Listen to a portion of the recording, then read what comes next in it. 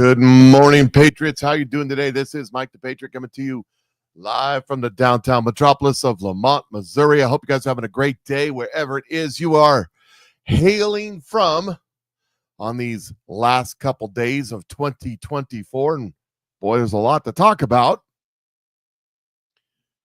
I'm getting excited. Because I'm seeing it happen. Everything God's been promising has been happening or is bubbling up and looking like it's going to happen. I'm excited about it. Not excited about January coming because the weather looks like Aaron from Canada is going to be visiting 6 degrees for a high. It's what they're out of their ever-loving minds. I ordered 70 and sunny. But it is January. I wish we had some of that global warming going on around here. Anyways, it's beautiful today. It's supposed to be nice today, and I'll take it. This is the day that the Lord has made, and I will rejoice and be glad in it. And the word of the day brought to us by Maureen in the Woods is Genesis 6, 1 through 8. That's Genesis 6, 1 through 8. One of the biggest conspiracy theory scriptures in the Bible. I'm telling you, there's so many conspiracies built off of that scripture.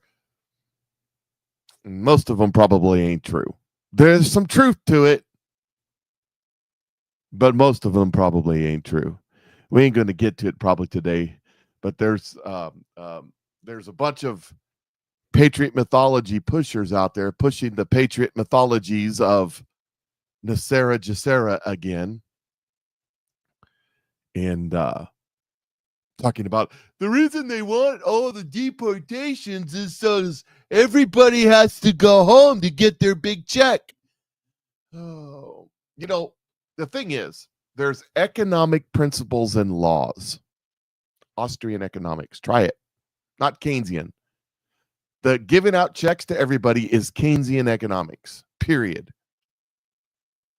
Under economic law, if you start handing out a bunch of money to everybody, it won't be worth anything, regardless of who's behind it. It's not the way it works. There's no value in it.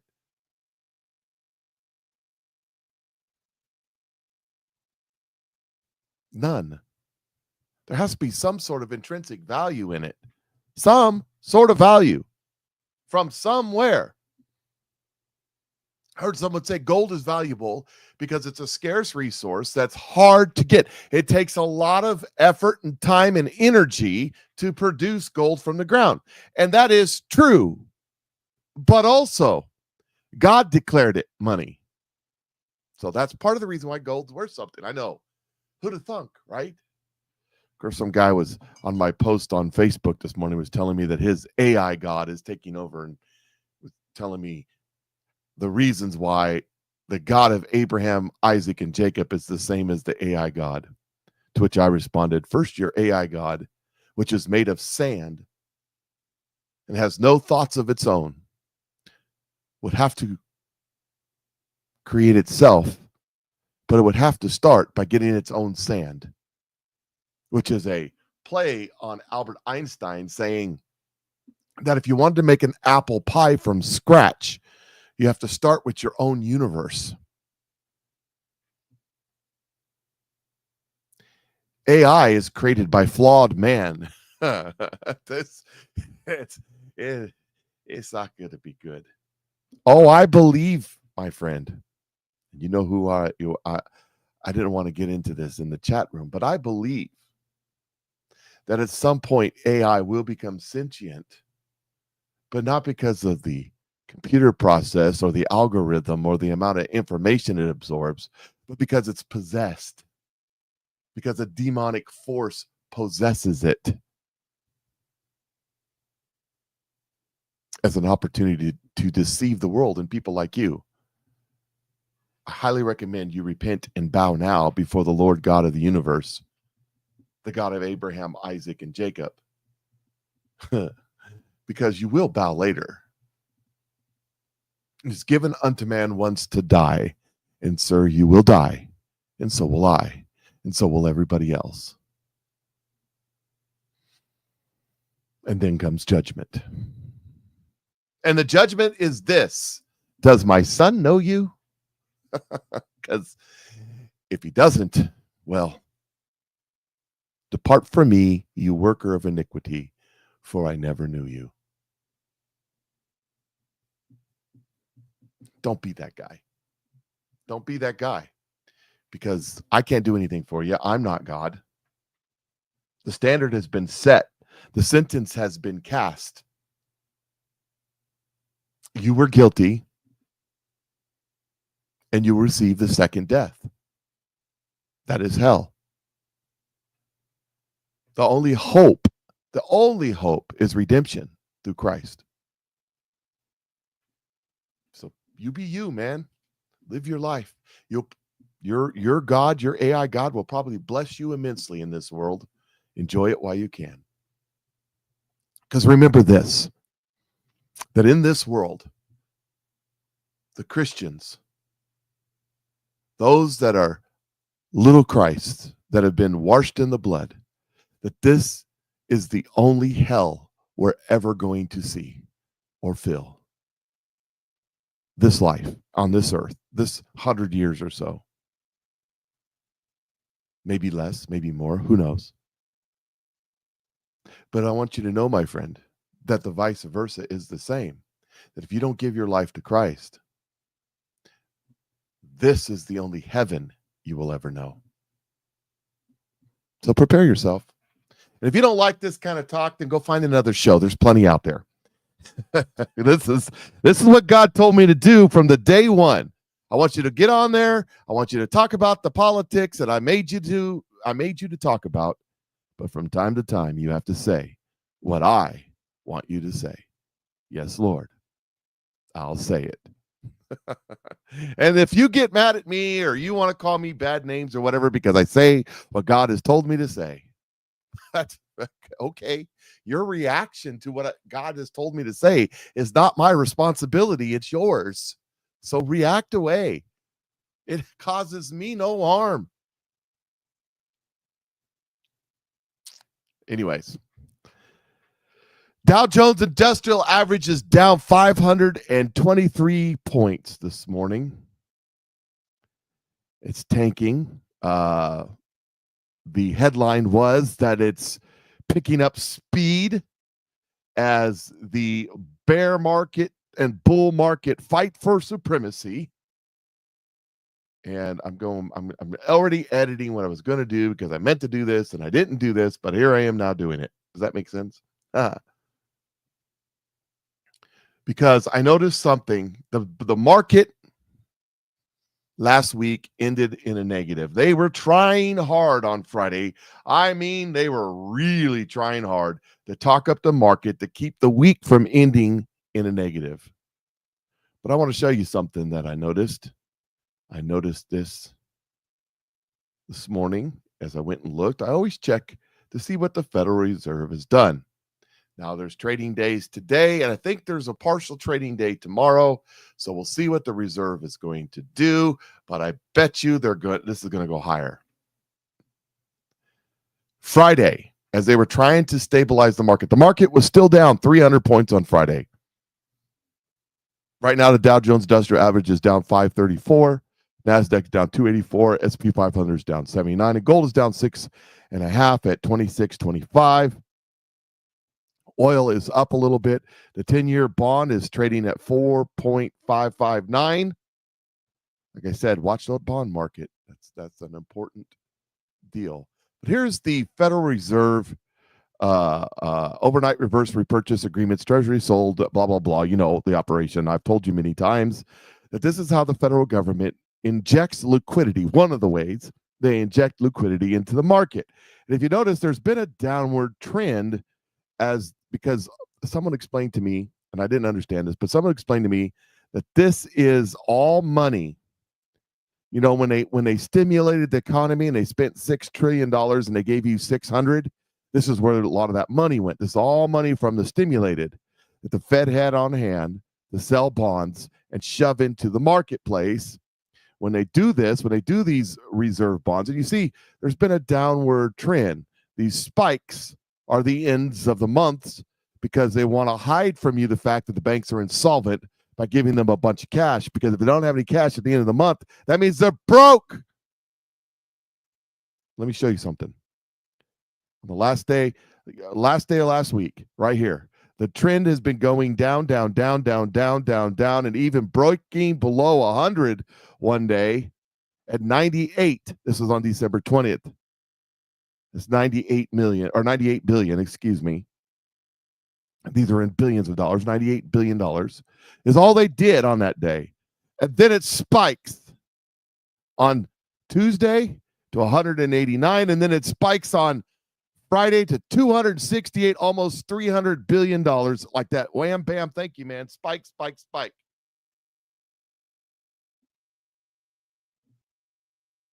I'm showing you that because they're dumping liquidity into the market as quickly as possible to stave up this stock market, and it ain't working. It ain't working. It's in trouble. Just wanted to kind of start off with the show on the show and start off with that because we're going to get into a little bit more here. First, this, I showed you last week about that pier in California, that Santa Cruz, that partially collapsed, and people were kind of standing out there on the debris floating away. What fun that must have been. We got our potholes all over our cities and infrastructure and trains and planes and automobiles, and everything's just kind of seems to be in a slow decline. That's because we are in the last stages of a fall of an empire. As the money is debased and the currency goes to nothing, we no longer have the funds to fix the things. We no longer have the mental brain power bank to build new things. We're not building new things anymore. They're building new things in China and in Dubai and in Russia and in India and all these places around the world. They're building new things. We don't build new things anymore. We don't push the edge anymore. Instead, we're just trying to save what we have as it crumbles around us. For example, in the Bronx, New York, there was this. See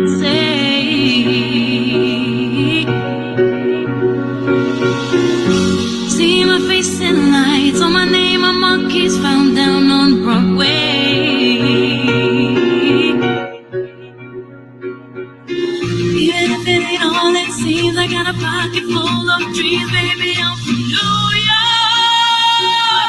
Concrete. Yeah, down there in the Bronx, New York, the sewer broke and the poop spread all over the street.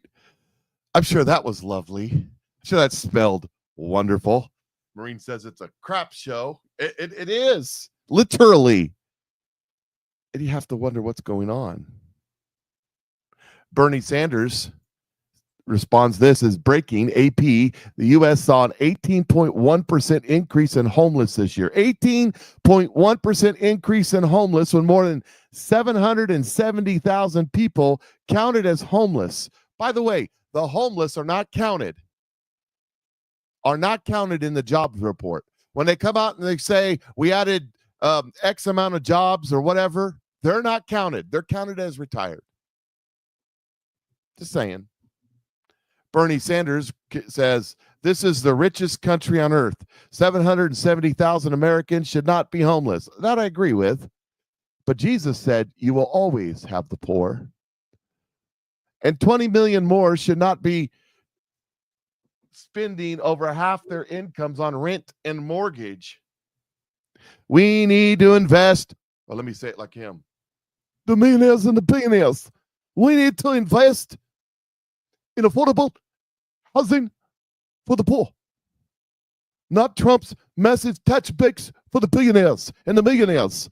Well, I used to say millionaires, but now I just say billionaires because as a millionaires, I'd like to have a tax break. All good communists have a Ferrari and a home in the Hamptons or two. Anyways, he's upset because of Trump's massive tax breaks for millionaires and billionaires because of an 18% increase in homelessness while his old boy, Joe Biden, was president. He's blaming Trump's tax increases or tax decreases for millionaires and billionaires, even though Donald Trump is not president and has not. There are no taxes cut because Joe Biden reversed that. So his taxes haven't happened yet, but because his taxes are coming, there's an 18% increase in homelessness. Or maybe Bernie, maybe it's you guys. Maybe it's you, Bernie. See, his solution, and it's been a theme. I talked about this all weekend long. His solution, as Ronald Reagan said, government is not the solution to the problem. The government is the problem. His solution is for government to nationalize everything and put everybody to work. And it'll be great. Under Bernie Sanders' America, communist America, everybody will have a job, or else if you don't work the job you're assigned, they'll just send you to a gulag in Alaska or maybe northern Canada once we make it a state. Yeah, that's the ticket. That's what we'll do. It'll be good for everybody. Everybody will have a job. You know, it's kind of like I heard a story one time about the old Soviet Union. So you went into a restaurant. If you were part of the party, you could go into this restaurant. If you were a regular peasant, not allowed. But in Moscow, there were some fine dining establishments. And you could go into your fine dining establishment and take off your Louis Vuitton suit, because all good communists need Louis Vuitton suits, and you would hand that Louis Vuitton suit to the suit guy, who would take that suit and he would hand it to the next guy, and that guy would attach a little ticket to the suit and hand you the ticket stub, who would hand it to the next guy, and that guy would put the hanger in it, who would hand it to the next guy, who's the whole guy. See, he hands it through the window to the guy inside. Now he's the receiver, so he receives it, but then he turns around and hands it to the hanger, who hangs it up. But everybody's employed. And y'all get paid nothing. In communist countries, people line up for bread. In capitalist countries, bread lines up for people. So they pay you enough that you can afford to stand in line for the bread. But everybody's employed.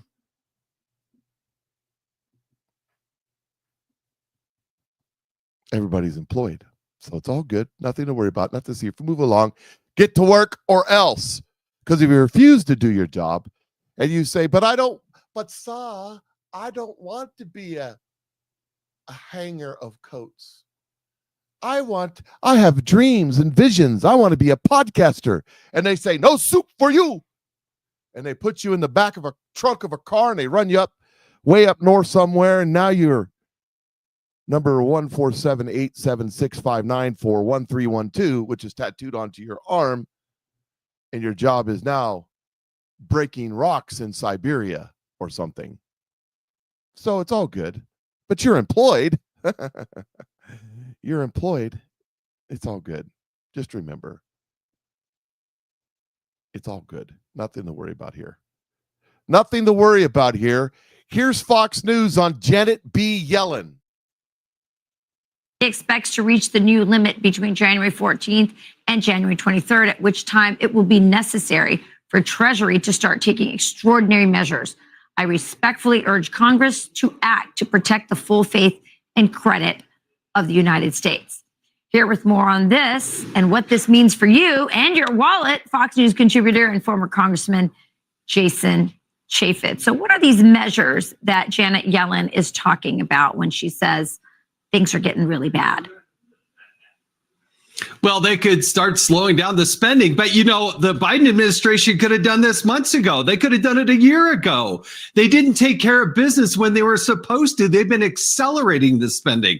They haven't been slowing it down. That is absolutely ridiculous. They're trying to screw over Donald Trump as he comes into office. He's not even sworn in until January 20th, for goodness sake. So they didn't do their business. And now Donald Trump's going to have to come in and help clean up this mess. Yeah, it's kind of bogus, right? When they say, oh, we're running out of money. We gave $64 billion to Ukraine. They just approved yesterday, this past week, $1.2 billion for Ukraine. So don't tell me we're running out of money as you're willing to give it to Ukraine to defend their borders. Our borders are wide open.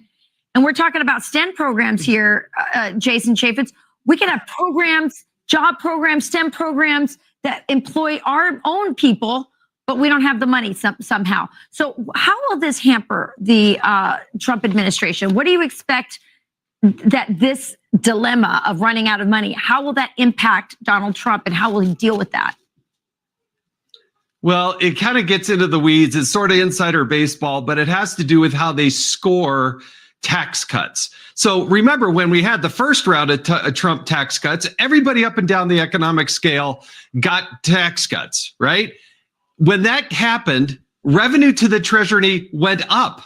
But when you look at how they score it within Congress, the Congressional Budget Office and whatnot, when they look at that, they say, oh, tax cuts, that's missed revenue. It's not. That's what accelerates the economy. That's what drives revenue to the Treasury. So that's what we have to look at. And so in order for Donald Trump to use the reconciliation package with Congress to actually implement things that are going to be stimulative to the economy and help drive down inflation, you've got to do two things. Put the tax cut in place, cut the spending, but the scoring slows you down. And that's what Donald Trump's going to have to tackle right out of the chutes. Yeah, I mean, there's no question. We're just spending too much. We're printing too much money. And at some point, these chickens are going to come home to roost. And so that leaves a lot on the plate. That's right. When Donald Trump and the new. So what's Janet B. Yellen talking about? What's she talking about? It says will be necessary for Treasury to start. Don't want that plane. Treasury currently expects to reach the new limit between January 14th and January 23rd. Now, wait, hold on. Wait a minute. Something ain't right here. Because just a month ago, they were saying it was going to be March or April or May or June or sometime in there. Now, all of a sudden, it's January 23rd, the 2 days after Trump takes office. That's weird. Maybe it's because Joe Biden's been going like Oprah Winfrey to the countries around the world. You get $1 billion. You get $1 billion. You get $1 billion. And then to the Ukrainians, you get $10 billion. Maybe that's why. That's weird.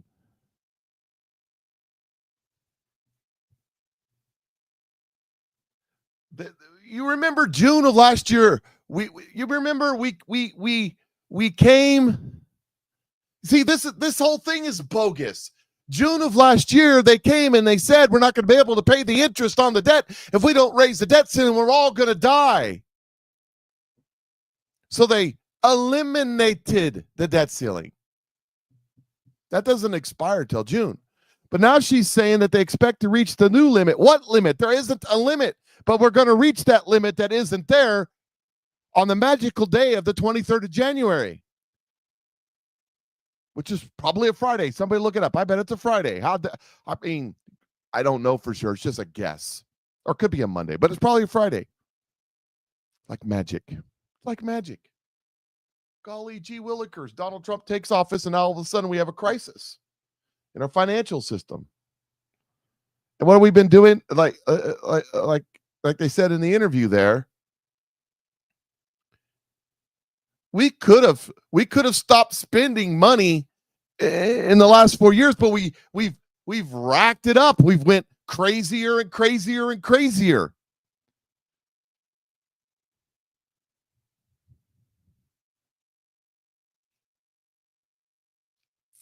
Yet here we are.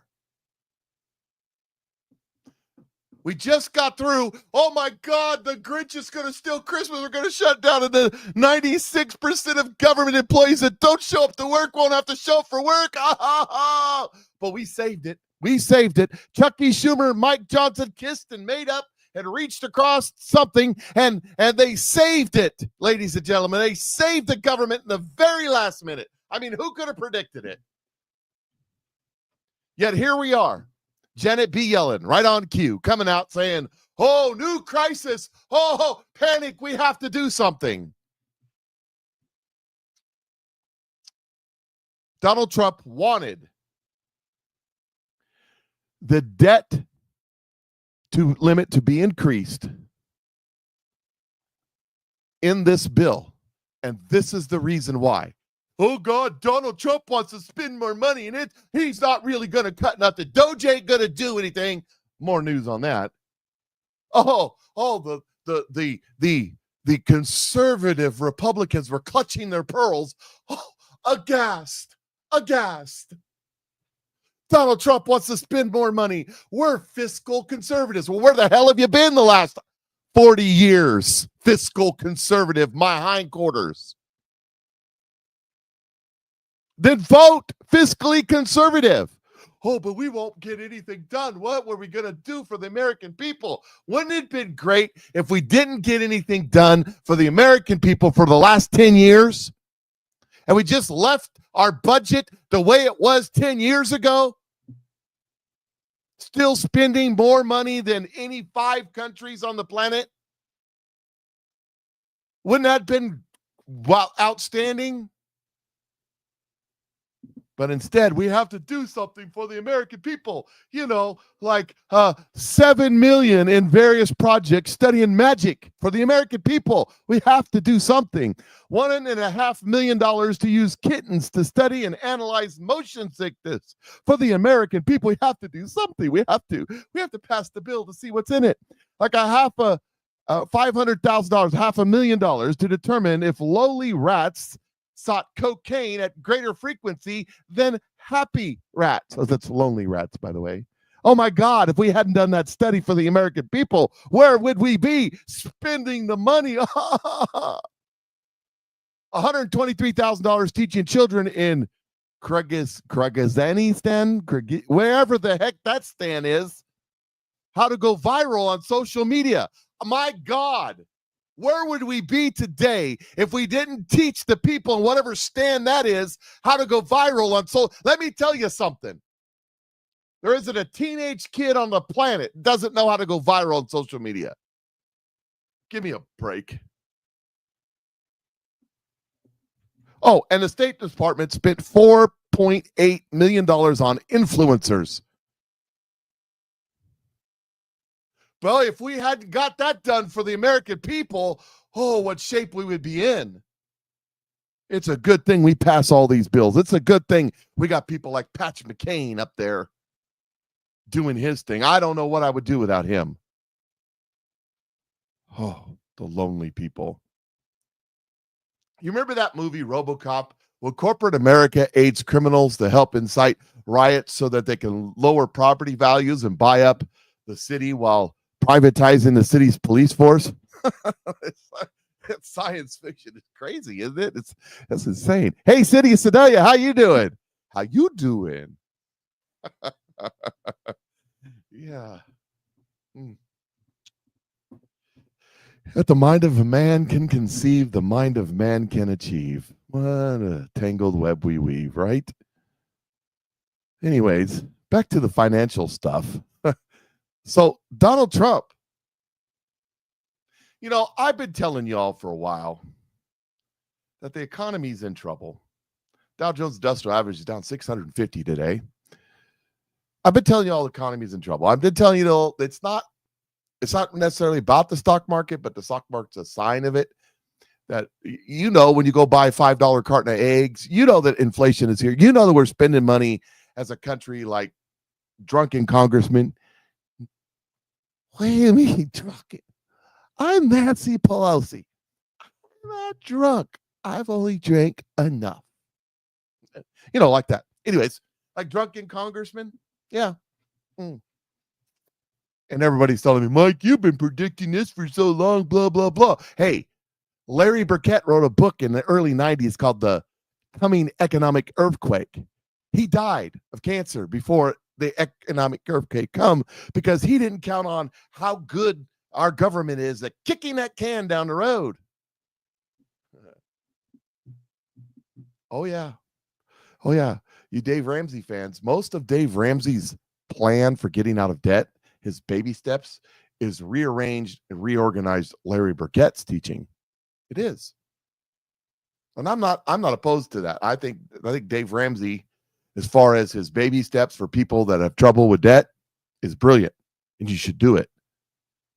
I disagree with him on some other things, but It says, Holman says, Big Lots and Party City, rest in peace. Yeah, they got the signs out in front of Big Lots. You know, the guys that stand on the corner with the sign. I'd like to have that job. I don't know what that job pays, but they're standing there holding up the sign saying, going out of business sale, 25% off. Oh, wonderful. But I've been telling you it's happening. Other people have been telling you it's happening. The signs are there. You just have to look. Well, if you don't want to listen to me, how about Donald Trump? The extension of the debt ceiling by the previous Speaker of the House, a good man and friend of mine, from the past September of the Biden administration to June of the Trump administration, will go down as one of the dumbest political decisions made in years. There's no reason to do it. Nothing was gained.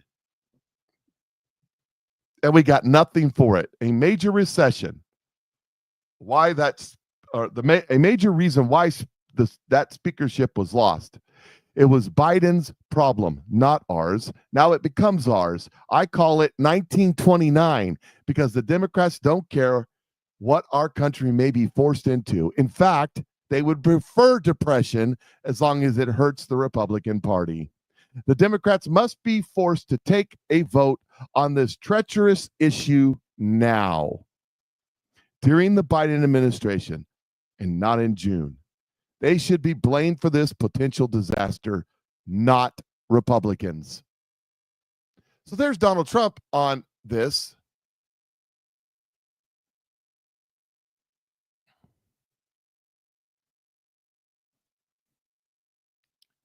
And just to point something out, he says, I call it 1929. The country may be forced into 1929 or depression, and it's designed to hurt the Republican Party. They should be blamed. The Democrats should be blamed for this potential disaster, not America. He's talking about a political strategy of as soon as they take over the House and the Senate, make the Democrats vote, make them vote on this.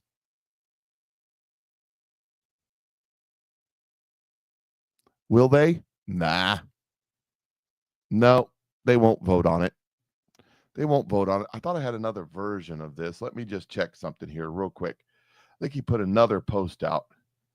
Maybe I got it wrong in my head. That happens from time to time. I'm here to tell you. But I think I have it here. Let's see here. Nope, this is it. This same one. Okay. Here's Donald Trump. And listen to what he says here. I think this is the right one.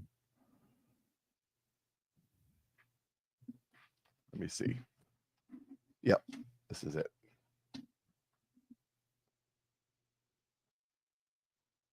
We have an economy that's incredible. We have an economy. This was this time last year. And the only reason it's running now is it's running off the fumes of what we did, what the Trump administration. It's just running off the fumes. And when there's a crash, I hope it's going to be during this next 12 months, because I don't want to be Herbert Hoover. The one president, I just don't want to be Herbert Hoover.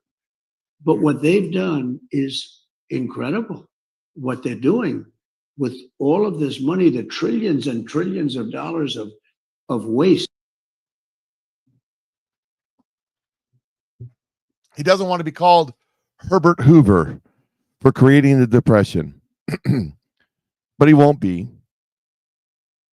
He'll be Grover Cleveland. I think it was Grover Cleveland. You know, the biggest drop-off of the economy in American history was not the Depression. Did you know that? I know history. We should, forget history. It's just written. It was written by a bunch of old white slaveholders anyway, so right after the war to end all wars, that didn't work out. The first World War, the American economy took a severe dump right about the time that the Fed took over. And you know what he did, the president at that time? Nothing. He did nothing. He did absolutely nothing. The media at the time, which would be the newspapers, blasted him as do nothing, That's what his nickname was. Do nothing.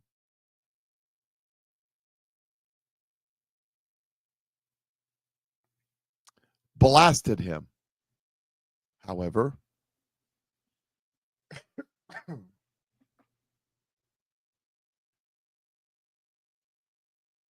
what happened? This way more sharper and severer drop than the Depression. But within 6 months, the economy had turned back to where it was. Why? Because the president stayed out of the way. What happened during the Great Depression is you had Hoover, who was a communist socialist, and you had Roosevelt, who was a communist socialist, believed that the government needed to interfere with the economy, and it prolonged the Depression for years and years and years. When the do-nothing president did nothing, what was the result? It was a sharp drop with a sharp return, and then what did we have? The Roaring 20s.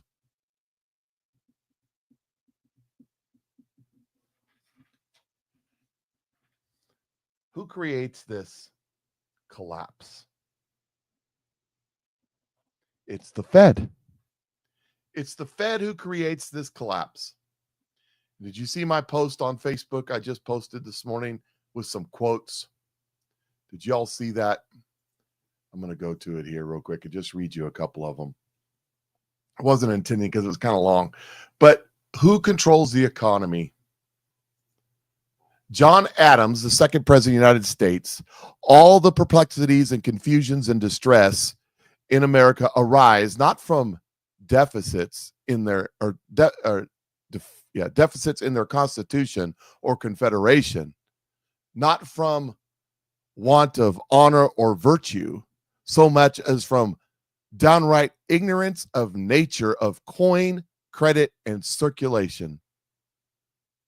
James Madison, history records that money changers have used every form of abuse, intrigue, and deceit, and violent means possible to maintain their control over governments by controlling money and its issuance.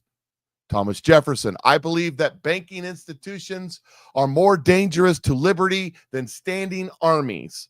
Already they have raised up a moneyed aristocracy that has set the government at defiance.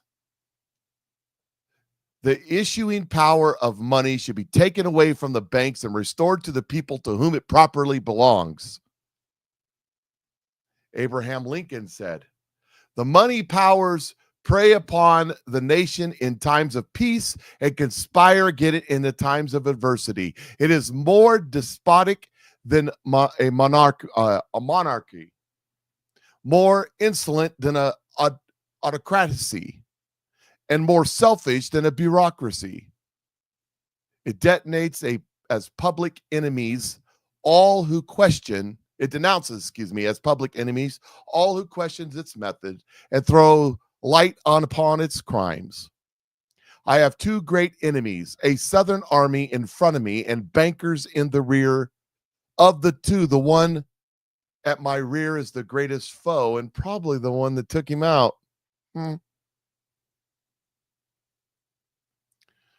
Skip a few. Franklin Delano Roosevelt, the real truth of the matter is, as you and I know, the financial element in the large centers has owned the government of the U.S. since the days of Andrew Jackson.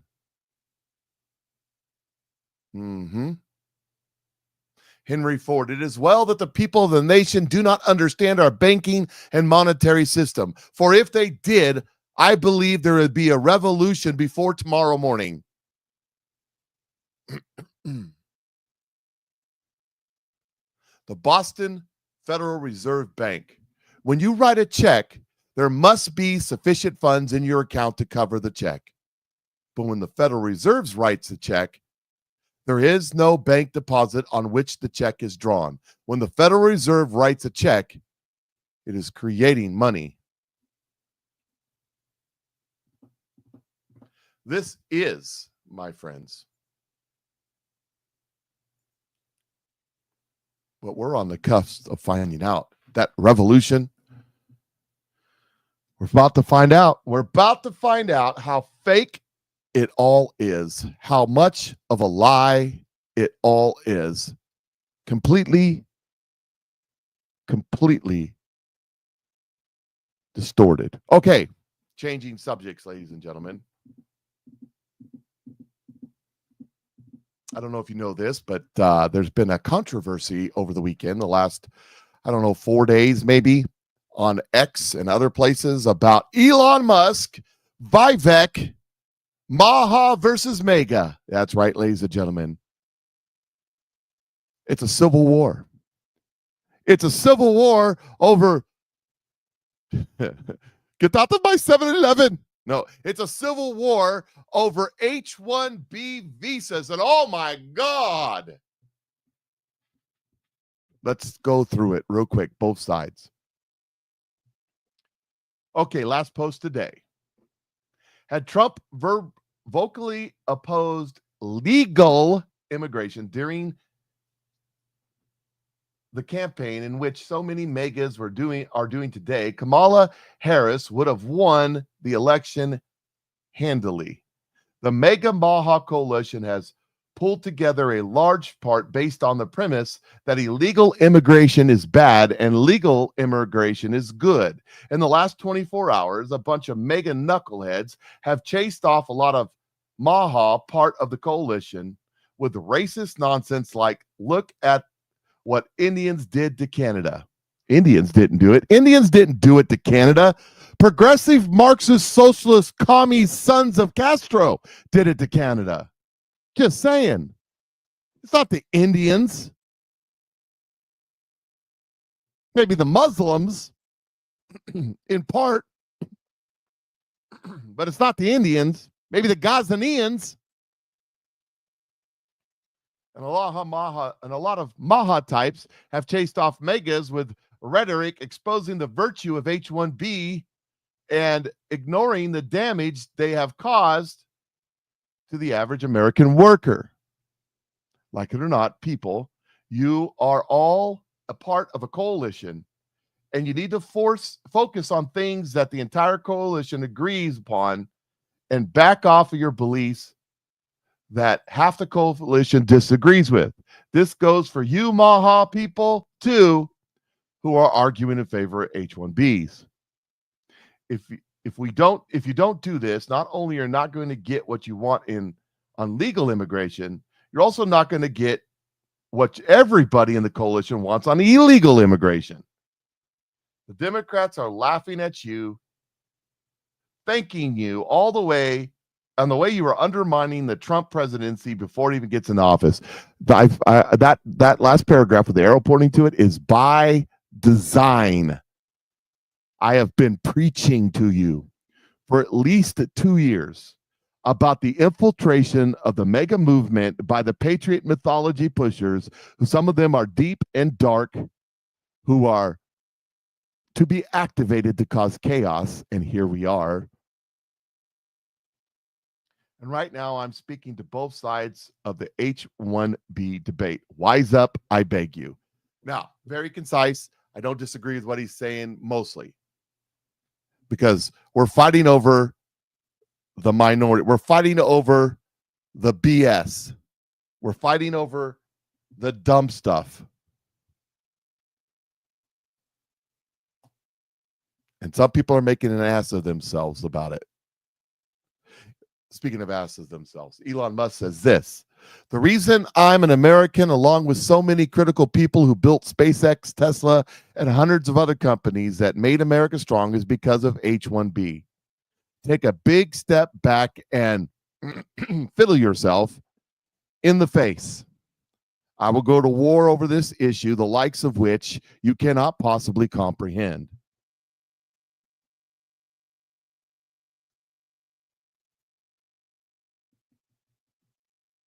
So there's one-sided, and it's going back and forth, and it is utterly disgraceful.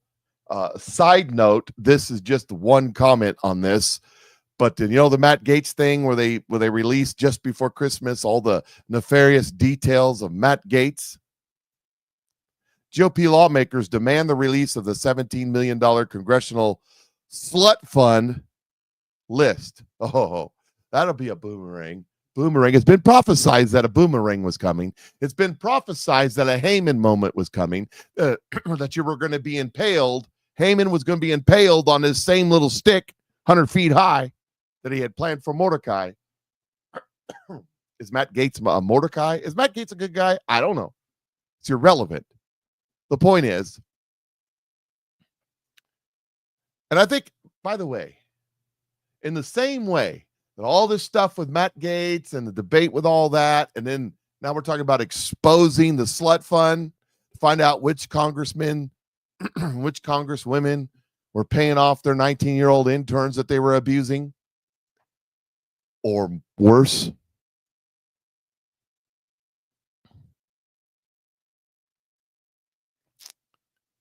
The same way that this is happening, this debate and mega over immigration of this and immigration of that is going to have the same result. I'm telling you. Also, I couldn't find the prophecy, but I know it's there.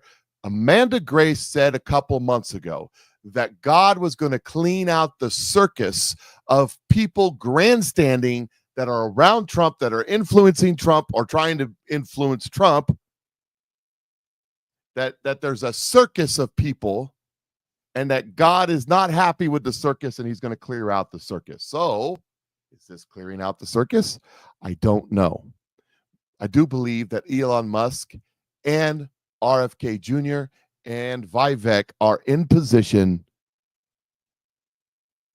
because God has put them there. Now, but Elon Musk is evil. Doesn't mean anything. God used Pharaoh. God used Nebuchadnezzar. God used the Romans. He can use whomever he wants. He used Pontius Pilate. He can use whoever he wants. That's just the way it is. Here's another one. It says, I am an Indian American who was born here and is crystal clear that the Democrat Party sees me as an American. It is crystal clear that the Democrat Party sees me as an American. And a large part of the base of the Republican Party does not. Scott Adams says, MAGA is taking a page from the Democrats on how to lose an election while feeling good about themselves. And Elon says, yes. And those contemptible fools must be removed from the Republican Party and root and stem. Now, this much to be said in the mega atmosphere, in the Maha atmosphere about that statement from Elon Musk. They don't like it. They don't like it. They're mad. And it's all over the place. But I think what he's referring to, let me tell you something. I've talked about this before, and a couple of friends of mine have really got into detail about this. But there is a racist inflow, a demonic racist inflow into the Republican Party, into the mega movement. This hatred of Jews. Look who the people are. Same people who are pissed off about this H-1B. Sorry, I got to go with what God tells me. Israel is the apple of God's eye, and the world will be judged in how they react to Israel. Does Israel do everything right? Is there a deep state evil cabal in Israel just like there is in the United States? Yes, there is. And who's paying them? I'm just saying. But that doesn't mean anything.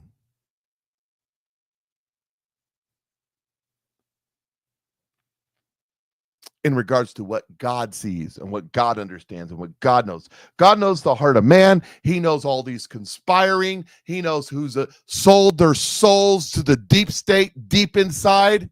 He knows those that portray to be one thing in the light, but in the dark, they're evil and rotten. He knows. Eric Darty says this. All this talk that's going on. By the way, Donald Trump is not president. Donald Trump has not made a decision. And let me point out something. Donald Trump did a couple things with H-1B visas when he was president the first time around. He ended the lottery system. There's a lottery that just grants H-1B to whoever, whenever. He ended that.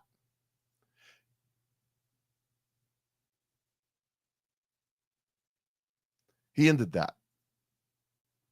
He also made it so that it was merit-based and that the first such percentage had to go to the elite of the elite. There's also another visa. It's 01 or something like that, that is specifically for the elite, the brightest, the brain drain, where we're draining the brain power of other nations and bringing them here, giving us a competitive edge. This has been 100 years or longer American standard operating procedure to bring in your brightest, your hardest chargers, your achievers into our country. That's who we wanted. We didn't want the endless ranks of human debris let out of prison by South American countries that couldn't afford to keep them anymore.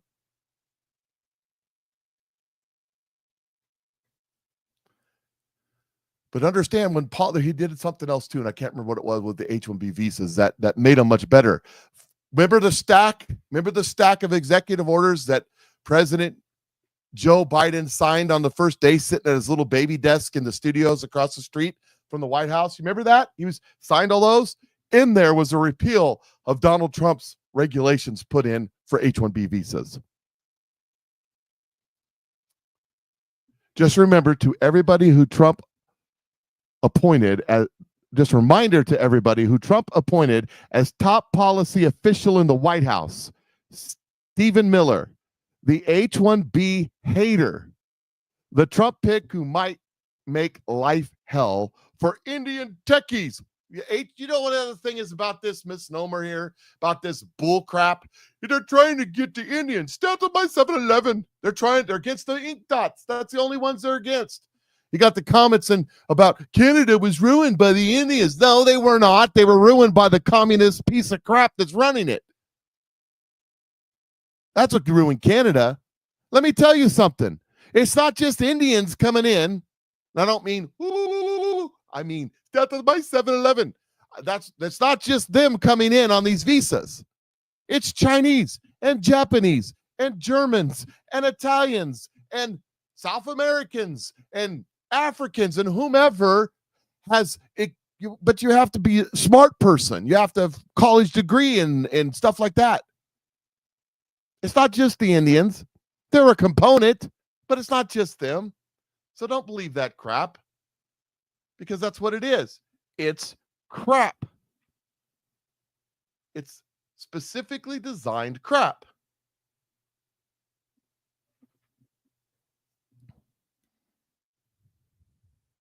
You know, this is part of it too, by the way. This is part of the attack. This is over in Britain. This is part of this attack. This is an orchestrated attack to destroy the mega movement before Donald Trump gets in office. Do you think we should be doing about Elon Musk? I think we ought to be regulating his social media platform and all the other social media platforms out there, so that you can't simply go on them promoting misinformation and extremist viewpoints without consequences. Criticizing any government is fine. It's healthy. Undermining an entire political system by using that system's freedoms to hollow out its democracy is surely not. What do you... That's right, ladies and gentlemen. This is about getting control of the mouthpiece that X has become. This is part of that. This is part of that.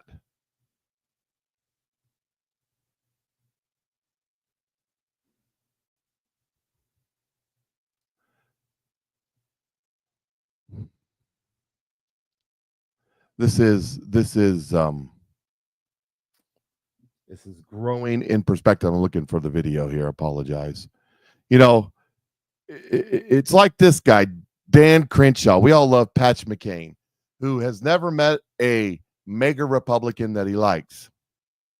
So, well, lies people tell and the games that people play. A lot of this is gamesmanship. People want to hold their vote because they want something, some kind of personal concession from the speaker. I think it's pretty gross to do that, but This is what they do, and it's unfortunately, you have to understand too. It's very popular in the conservative world to not just go against Democrats, but mostly to go against your own people. That's the more popular soundbite.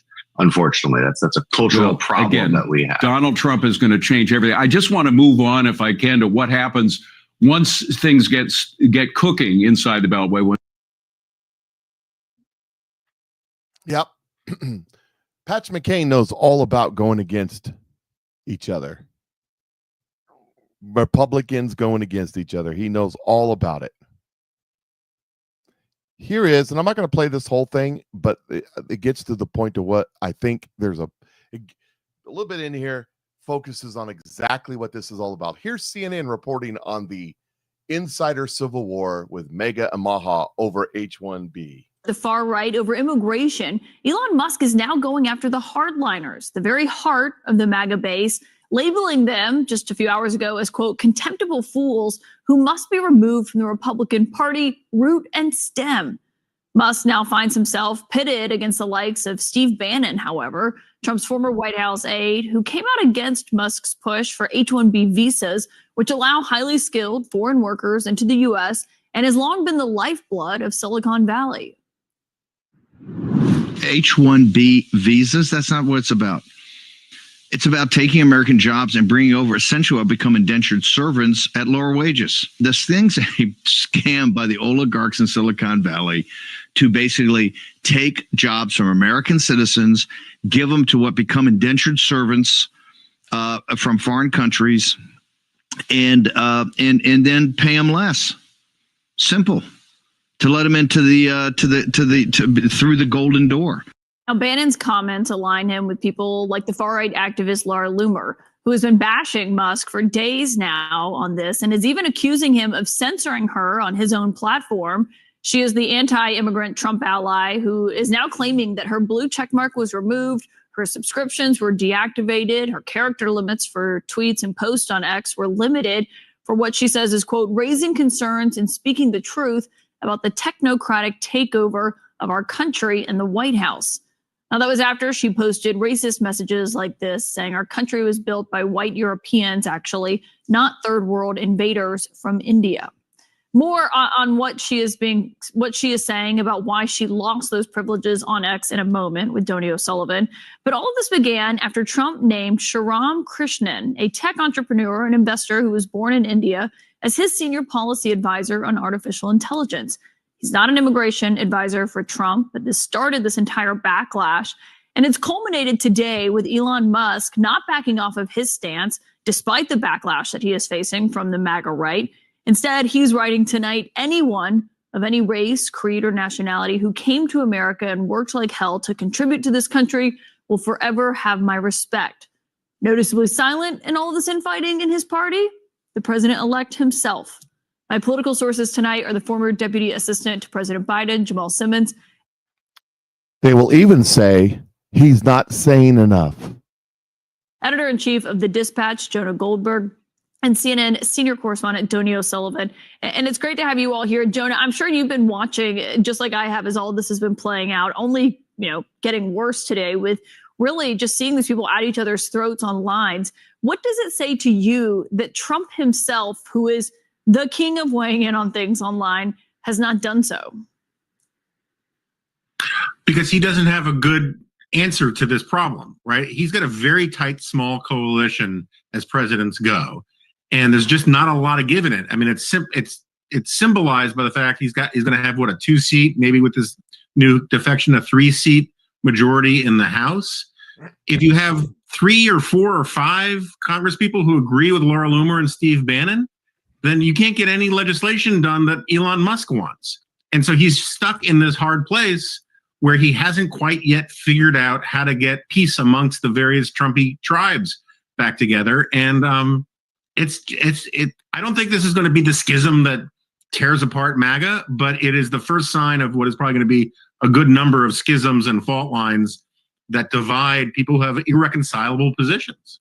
Yeah, it is remarkable to see this because some people who, have studied Elon Musk for a long time were saying that when this friendship was blossoming, that inevitably there are major differences between Trump's base and them on this issue. And Donnie, just So that's the point right there at the end. They are trying to create a schism and separate Elon Musk from Trump and Elon Musk from MAGA. That's what this is. I believe. I told you that there are infiltrators who have broken stories, who have played the game, who has said the things, who have pointed out the fallacies of the deep state.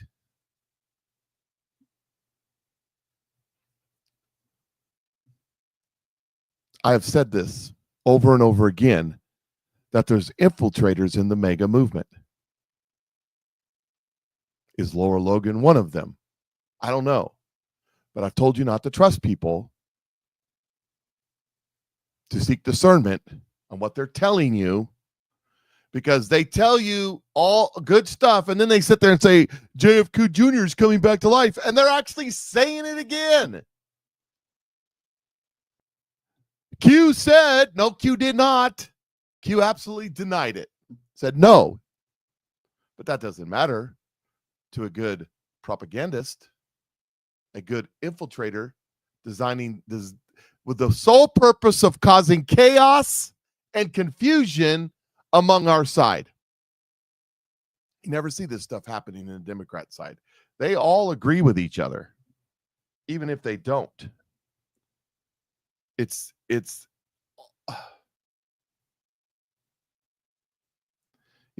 and here's the thing. Does Donald Trump support H-1B visas or does he not support H-1B visas? Well, I think he supports it under the conditions he had before. We can't just hand them out all willy-nilly like we're doing right now. We have to control it. But I'm going to get to this. I'm going to get deeper on this. But the biggest, we are denying the forest, fighting with the tree. We really are. And I'll show you. I'll prove it in a minute. When we get to the end of this, I want to make sure that you get all the debate from all the sides. The H-1B very well, and it's something that I frankly use, and I shouldn't be allowed to use. We shouldn't have it. Very, very bad for workers. And second of all, I think it's very important to say, well, I'm a businessman, and I have to do what I have to do, and it's sitting there waiting for you, but it's very bad. It's very bad for business in terms of, it's very bad for our workers, and it's unfair for our workers, and we should end it. So here he's saying he's bad for our workers, that the H-1B is bad for our workers. But then he says, then there's this. President-elect Trump told the Post Saturday that he supports immigration visas for highly skilled workers. Now, I support immigration visas for highly skilled workers. That may not necessarily be H-1B. That may be the other one. But anyways, I digress. Appearing to side with Elon Musk in the rolling intra-mega debate on the issue. I've always liked the visas, and I've been in favor of the visas. That's why we have them, Trump said on the phone, referring to the H-1B program, which permits companies. Again, he didn't say H-1B, he said the visas. You got to understand, Donald Trump talks in riddle and parables, which permits companies to hire foreign workers in specialty occupations. This is the key right here. I have many H-1B visas on my property. I have been a believer in H-1B, and I've used it many times. It is a great program, added Trump, who restricted access to foreign workers' visas in his first administration and has been critical of the program in the past. So he's saying, I'm okay with it. He said it during a debate. He didn't like it. Now he's saying I'm okay with it. But his actions were to restrict it. That was his actions. Donald Trump, like I said, he speaks in parables and riddles, but his actions speak so loudly you can't hear a word he's saying. It's almost as if we stepped into the twilight zone. I mean, it's crazy what's going on. Again, this is orchestrated. This is orchestrated internally in MAGA. Real AF Patriot says it is like the Twilight Zone here on X. The amount of patriots who have gone into full agree with me or else mode. This is a communist tactic, is it not? Yes. There are two sides in this disagreement over H-1B visas, and both sides have some very good points. However, if we remove emotion from the equation, the answer probably lies somewhere in the middle. I agree. The timing of this forced discussion could not have been any more perfect, considering that the new Trump administration is going to carry out the largest mass deportation in history. Now, this is the strategery side of this. Most people on the left still have no understanding of immigration laws and why they are imperative for our survival. Elon has intentionally ruffled the feather with some of his comments, knowing full well that many people would let their emotions take over, making the discussion go viral. So the fake news would be forced to cover it, and here they are. And that's exactly what happened. Now, everyone is talking about illegal immigration, educating people, while also destroying the fake narrative that Trump is against immigration. That's weird. That's weird. Huh. So Donald Trump's come out in favor of H-1B immigration, but I thought he was the bad guy that hated. Where's Kamala Harris? I thought this was her people. Oh, wait a second. No, she defected from her people. I digress. Sorry about that. We've entered the Twilight Zone, my friends. But in the Twilight Zone, the premise of the Twilight Zone was that you were in the twilight and you couldn't see what was real and what wasn't in the story of the Twilight Zone. What was the facts? What was hidden from you? That was the purpose of it. So what is real and what is fake here? What is happening for real? Here's MSNBC reporting on it. MSNBC with the great former head of the RNC, Progressive Socialist Marxist, BLM member, Michael Steele. Land of the free, home of the brave, all that good stuff that Elon Musk was tweeting about. However, please don't come for Americans. And I would like, let's be very clear, I would like white Americans to stand up. This is your calling card, honey. Where's your banner? Because they coming for you. They said y'all white and lazy. That's crazy. Well, that's what crazy. I find is interesting. Y'all would be coming for me. Well, I would never say that because that's insane. That's the point. What you have happening here is the very thing that white folks have said about black people. I'm sorry. I just want to know, Vivek was born in the U.S. For generations. Vivek is now saying about white people, and they don't like it for some reason. Oh, y'all not lazy. Y'all not slow. Y'all not stupid.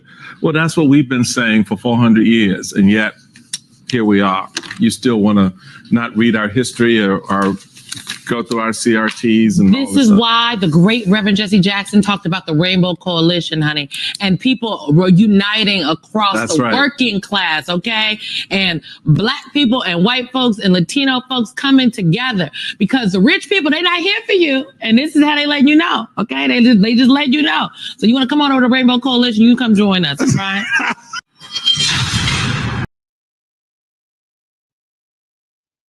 Yeah.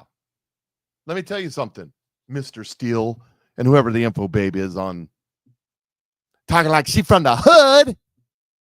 Let me tell you, I agree with Vivek that not white people, but people in general, because of our disgraceful education system, are woefully inadequate for the marketplace today. I mean, we're talking about the people that can't push the buttons at McDonald's that does all the math for them and can't count out the change. Do you know how many people were shocked when they came into my shop and bought something and I had to make change for them? When I had my kids count out the change.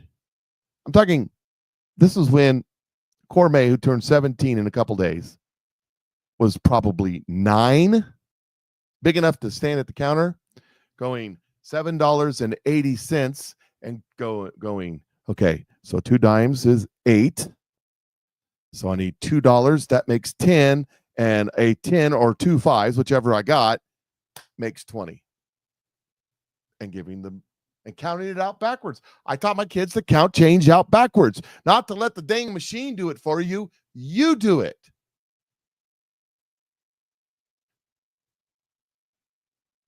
But instead, we got these snot-nosed punk little teenagers at the McDonald's who can't make change when the machine tells them the answer.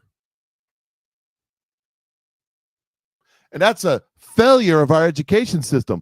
Well, if the parents, yes, the parents need to too. But let me tell you something. If you stopped worrying about whether or not you need to cut a dick off of me or add a dick to me at school, and you're worried about reading, writing, and arithmetic, we might have more educated kids and you might have more money to educate them. Let me tell you, the best decision I ever made with my kids was sending them to the private Lutheran school that goes from kindergarten to 8th grade. Because my kids learned. They didn't mess around with teaching them all that other stuff. They taught them reading, writing, arithmetic, history, and religion. Oh my God, religion. Yeah, they learned about Lutheranism. They learned about Martin Luther. You know what? That's not a bad thing in my book.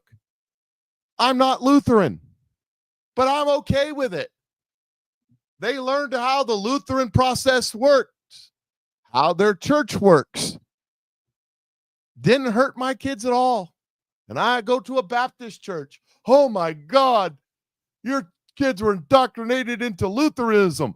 Well, it's better than an LBGTQRSTUVWXYZ plus minus long division multiplication, exclamation point, question mark. It's better than that. Some of y'all need to get a little Lutheranism in you. I'm saying. A little holiness.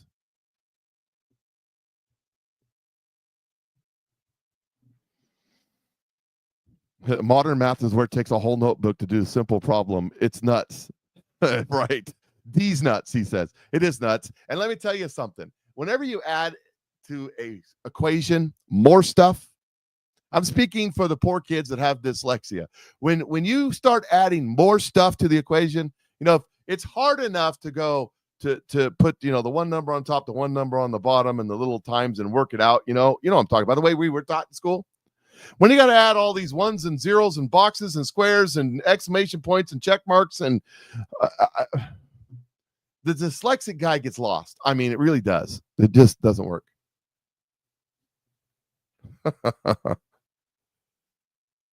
It is crazy. Now, just a few months ago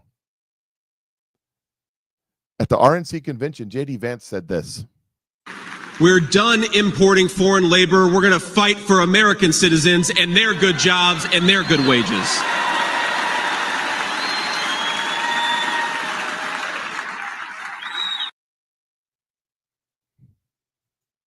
That's pretty simple. Here's Steve Bannon. Now, I like Steve Bannon.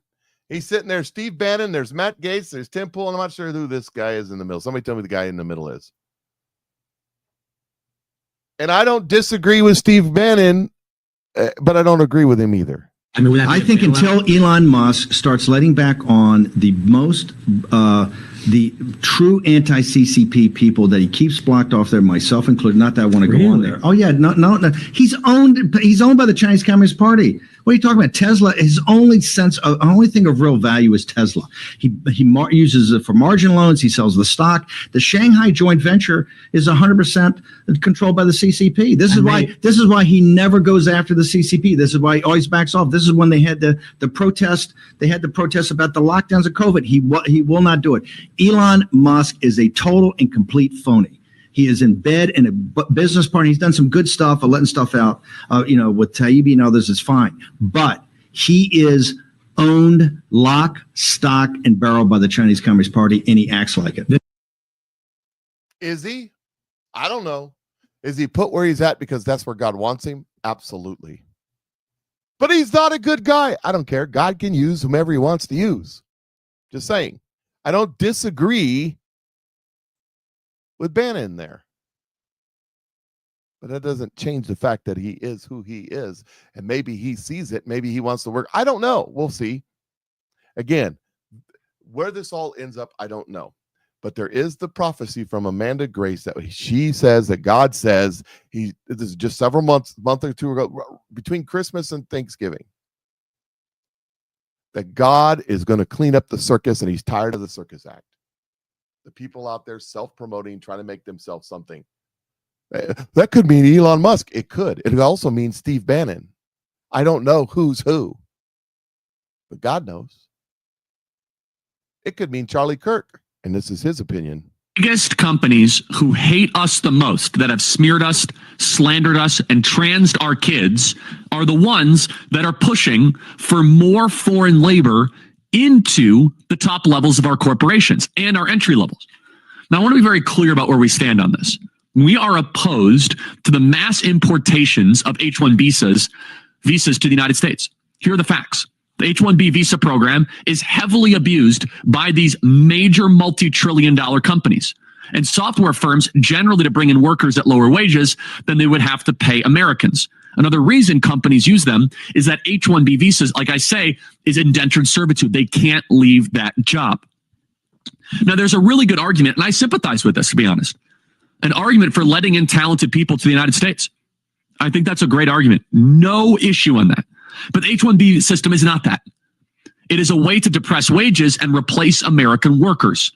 If you want to let in an ultra-talented genius, we have actually a different visa for that. It's called O-1 visa. We could also change our system. Right now, America lets in 55,000 immigrants a year through the diversity lottery.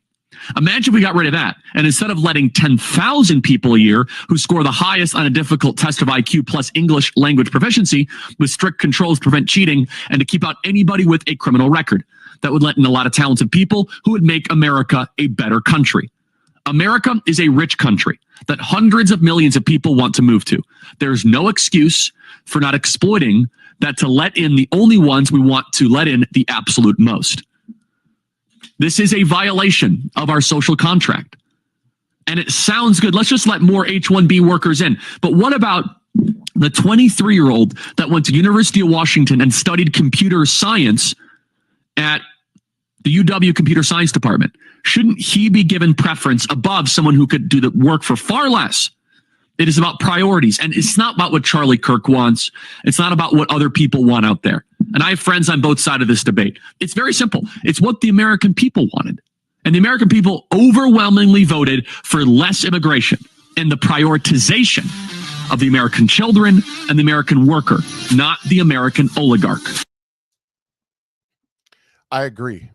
And part of that prioritization, I believe, is we need to blow up our educational system and start over from scratch. Because it isn't right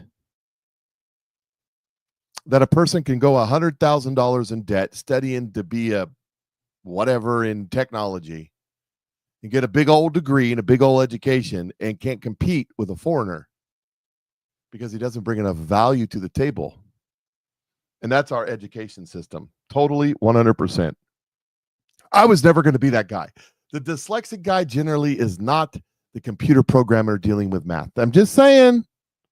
I mean, I can eventually figure things out, but sometimes I have to take a run or two at it. I'm just, yes, well, it's interesting. Here's Donald Trump. I don't know if you can hear this. It's hard to hear. This is during a town hall earlier this year. We want to have as many people come in as possible, but they have to come in legally. We don't want murderers. We don't want drug dealers. We don't want human traffickers. We don't want people from prison that are being let out after murdering somebody. We don't want to have that. We want to have great people come in. And that's the sad thing. So many people work to come in our country. They've worked for 10 years. They're getting ready. And then millions of people pour through the southern border. They fly them over in airplanes. Nobody knew that until about 9 months ago. They were talking about the border, like they're trying and all this. Look, he's the worst president in history, and she's the worst vice president. Yeah.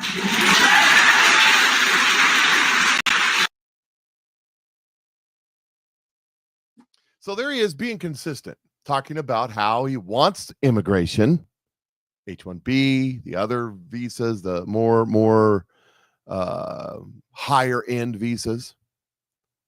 We want to stop the doggone leak at the border. I'm really going to dive into this in a minute. Julia asked me, Mike, are you back on YouTube? Yeah, I clicked the YouTube button just to see what would happen. And by the way, part of that, I just want to see how it goes. I'll see how long it takes for them to demerit me and pull down my video and all that other stuff. See how much the censorship has changed at all. And part of it is too, if you're watching me right now on YouTube, thanks for watching. But make sure you go over to Rumble. Go over to Rumble and check me out over there, because that's where it's at. Or check me out on X, either one, because that's where it's at. That's where right now where the freedom is. Just go over to Rumble. Go to Patriot Mike Cook on Rumble. As soon as you're done here, take a screenshot of that while I got it up there. Patriot Mike Cook on Rumble, Patriot Mike Cook on Rumble, Patriot Mike Cook. If you stumbled across this show on YouTube and you thought, well, that's interesting, this guy's crazy, I kind of like him, I want to watch more of his shows. There are several years of shows archived over there on Rumble that I haven't posted. I have not been on YouTube consistently since January 6th, 21. That tells you a long time. So check it out if you're over there watching. There's like 4 people watching right now over on YouTube. So it's not my biggest audience. Just saying. Here's Donald Trump again on his discussion of we may be having a boomerang moment in this as the left tries to, and look, we're exposing who some of the people are that have been deep planted into the mega movement for the purpose of causing problems. But then again, who says that Laura Loomer is not involved in this on the on Trump's side? She's the plant on Trump's side to put the information out there without having it connected. You get what I'm saying? So I don't know. But here's Donald Trump. It's so sad when we lose people from Harvard, MIT, from the greatest schools and lesser schools that are phenomenal schools also. And what I wanted to do, and I would have done this, but then we had to solve the COVID problem because that came in and, sort of dominated for a little while, as you perhaps know. But what I want to do and what I will do is you graduate from a college, I think you should get automatically as part of your diploma a green card to be able to stay in this country. And that includes junior colleges too. Anybody graduates from a college, you go in there for 2 years or 4 years. If you graduate or you get a doctorate degree from a college, you should be able to stay in this country. And you know more stories than I do, but I know of stories where people graduated from a top college or from a college and they desperately wanted to stay here. They had a plan for a company, a concept, and they can't. They go back to India, they go back to China, they do the same basic company in those places, and they become multi-billionaires employing thousands and thousands of people, and it could have been done here. And a bigger example is you need a pool of people to work for your companies. You have great companies, and they have to be smart people. Not everybody can be less than smart. You need brilliant people. And we force the brilliant people, the people that graduate from college, the people that are number one in their class from the best colleges, you have to be able to recruit these people and keep the people. It was such a big deal. Somebody graduates at the top of the class. They can't even make a deal with the company because they don't think they're going to be able to stay in the country. That is going to end on day one. That's fantastic. Yeah, that's great. Well, I think we all wholeheartedly agree with that. So there's Donald Trump talking about the immigration issue. And then there's this. Donald Trump, this is from March 4, 2016, position on visas.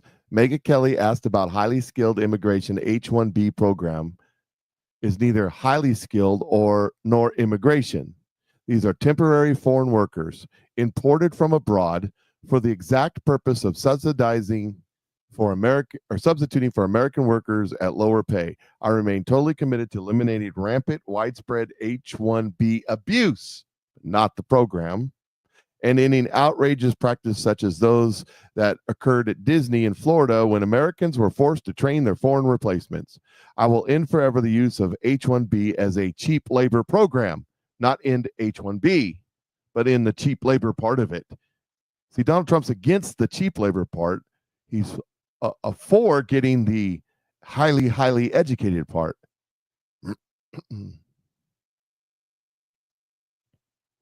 And institute absolute requirement to hire American workers first for every visa and immigration program, no exceptions.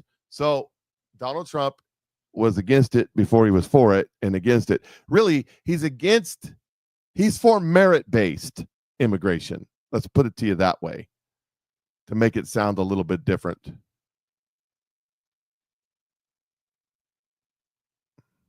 Skip that one. I don't got time for it. I don't get time for that one. Okay.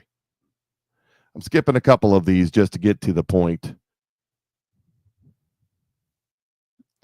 Trump says this. He says, I've always been in favor of H-1B visas. So Trump is back and forth seemingly on this, but I don't think he's back and forth. I don't think he's back and forth at all. I think he's always been where he's at. And that this is a maneuver, because I think we're gonna about. What a name. Who speaks English around here? We're going to see. There's a point being made here.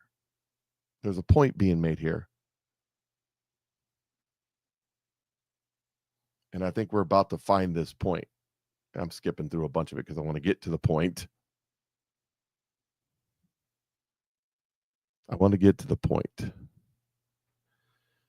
Okay, where are we at?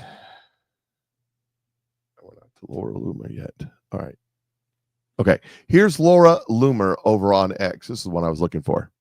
It says, is Doge a way to cut spending or redirect spending towards the pet projects of tech bro billionaires? It's looking like the latter. Let's convince the peasants that we are saving them money as we enrich ourselves.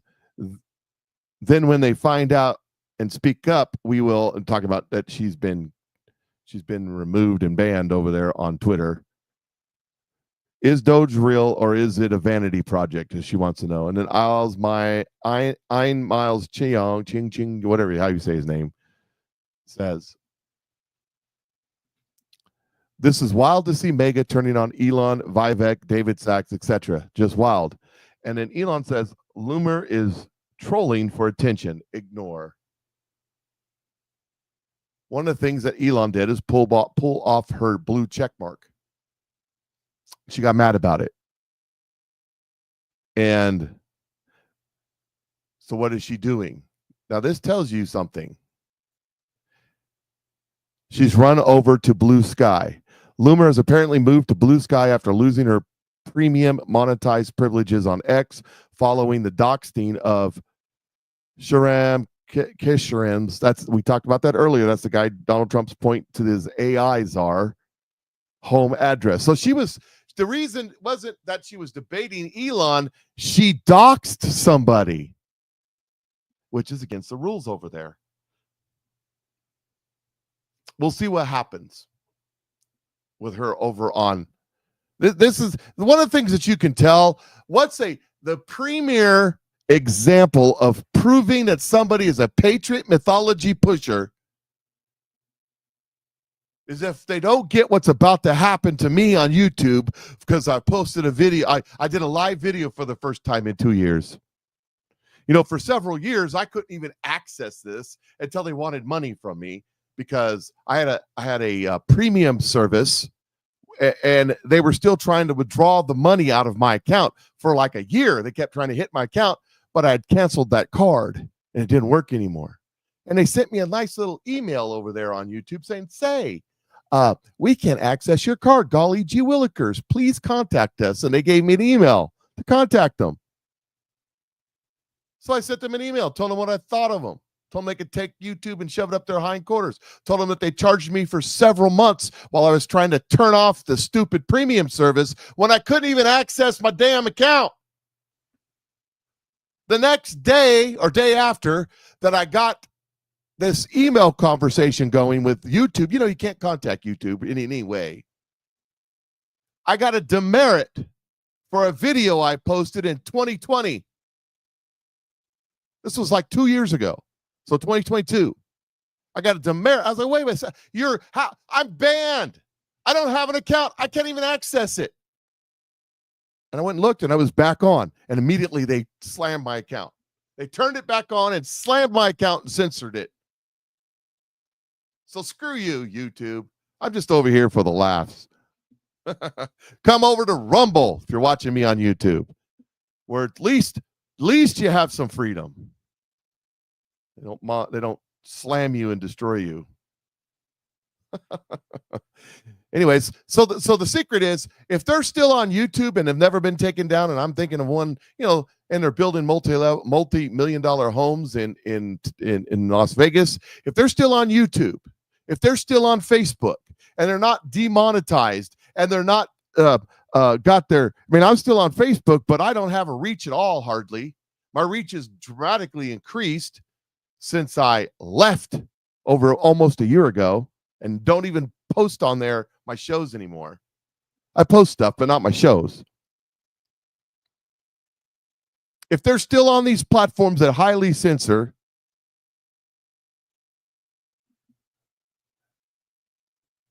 then you have to question, why are they still there? So if Laura hangs around on Blue Sky and doesn't get banned, people are getting banned on Blue Sky left and right now. Progressive socialists are getting banned. Their censorship is so tough over there. So if she hangs around, you have to ask yourself why. You have to do something very important. You have to stop and think.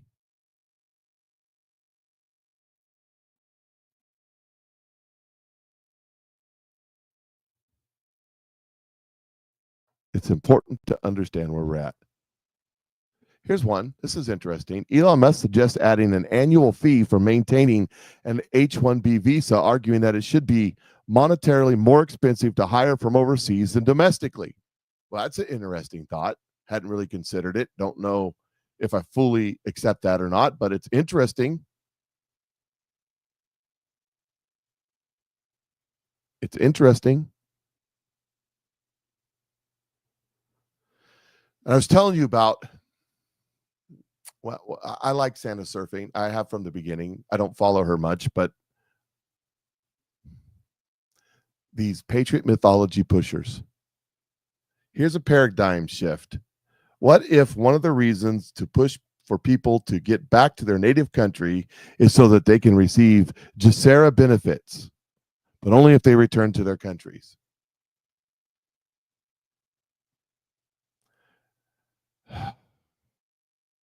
And then there's this one. There's a reason that a group of people on Twitter and X told you were crazy for thinking JFK Jr. was alive. It's coordinated. And there are reasons why Trump keeps dropping JFK Jr. comms. Some of this comms crap, Donald Trump is sending a message. You're reading way too much into stuff. I'm just saying, there is some. He does, like I said, he talks in parables. There is some double speak in what Trump says, but that's just dumb. I'm sorry. It's just dumb.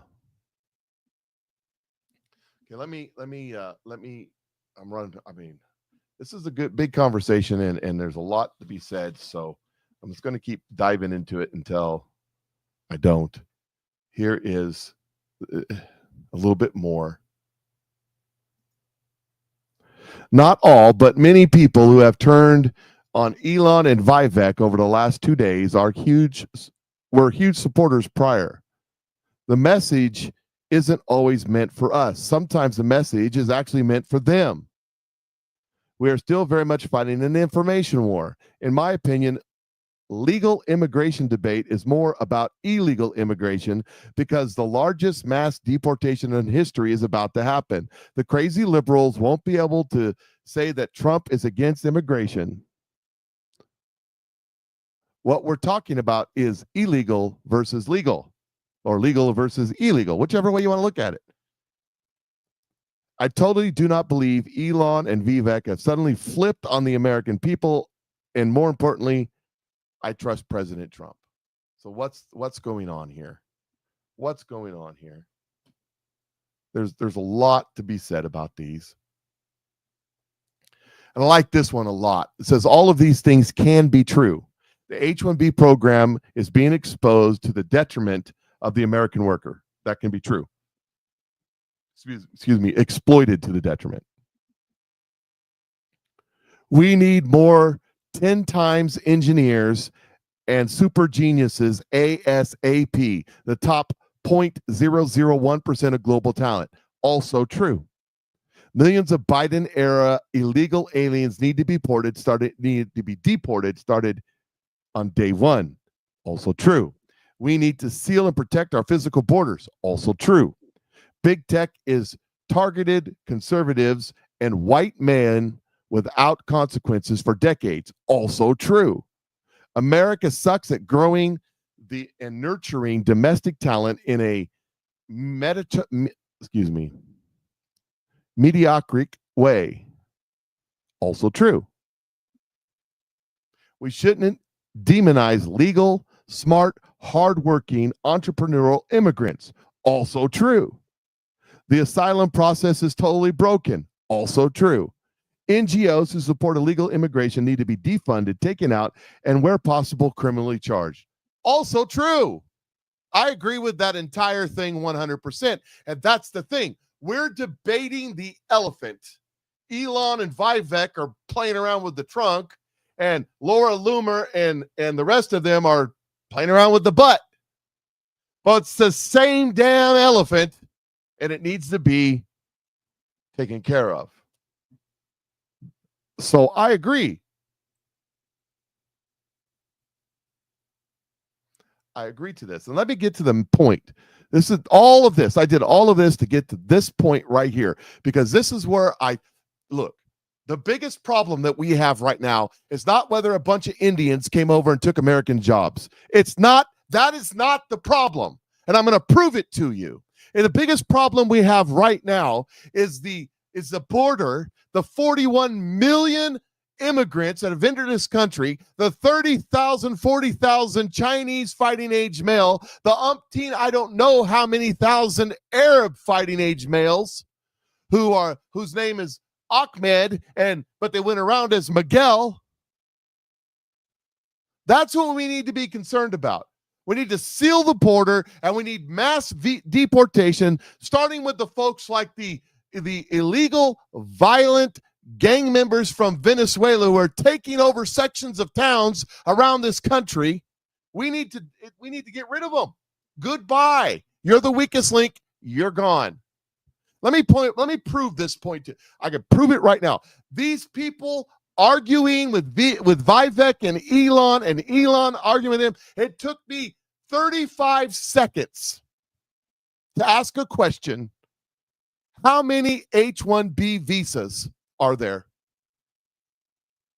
41 million illegal immigrants since Joe Biden started. 41, not to mention the over 500,000 children who are missing. Not to mention that. It took me 30 seconds of a Google search. 30 seconds. Any one of these people could have done what the Patriot Mike did, and I'm not that smart. They could probably dig into it deeper and get the actual government statistics and break it down for you if they wanted to, but they don't, because this is a bunch of garbage. Let me prove it to you right here. The U.S.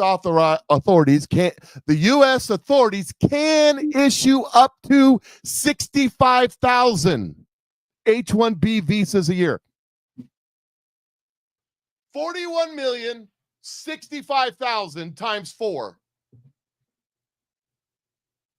It's not even 1%. And we're arguing about that? Who gives a damn?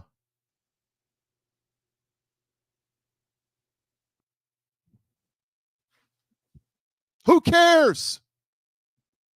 Do we need to fix the H? Yes. But before we take care of the speck in one person's eye, we got to take care of the plank in everybody else's eye and get rid of the 41 million illegal immigrants in this country who are here for no good. Look, I am not against immigration. Some of my closest friends in this country are children of migrants from South America, from Mexico specifically, who came here and worked hard and worked harder than other people who built a life for themselves. I'm thinking of one family in particular. Their mom and dad washed dishes, mopped floors, worked at Tyson's chicken plant while they worked somewhere else, mopping dishes and washing floors while they went out and mowed lawns. This was what they did every day. Now they are retired, and they deserve to be. They live in a nice house in a nice neighborhood. Their kids have all went to college. They've all become insurance salesmen and I don't know what some of the others are doing off the top of my head. One of them is a restaurateur, owns a restaurant, one of the best restaurants in town. Very highly successful people who contribute, who pay taxes, who make our little town and our little county and our little state a good place to be. And besides, they make tasty Mexican food. What could be better? Tacos, right?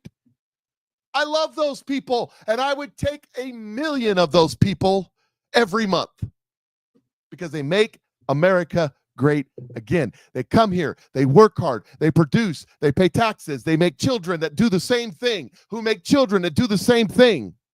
The daughter of my friend went to college, and now she does graphic design on the computer for big names, big, huge, like, I don't want to say any of the names because I don't want to get anything wrong here, but big corporate and musical talents and Hollywood types, web design and campaign ads and billboard design. She's successful. This is what we want in our country. This is what we want. 41 million people have crossed this border illegally for nefarious reasons. They come here to collect our welfare. They come here to have anchor babies. They come here to mooch off society. And I'm not talking about all of them, but there are some, like these Venezuelan gangs, like the people standing around in New York waiting for New York to give them another check. That's who I'm talking about. They need to go home. You want to come back here? We put the fence up. We put a door in it. I'd like to come in. I'd like to work hard. I'd like to do what Patriot Mike's friend did so that my children's children can be successful. Come on in. We'd love to have you.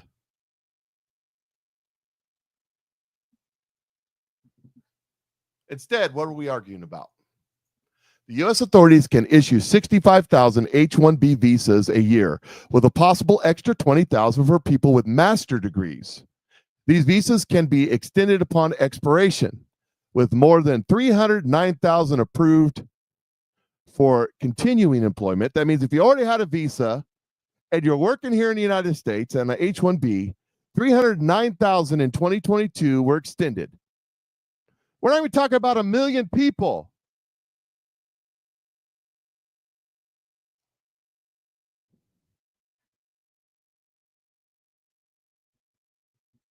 That's what we're arguing over. That's what this whole argument is over right now.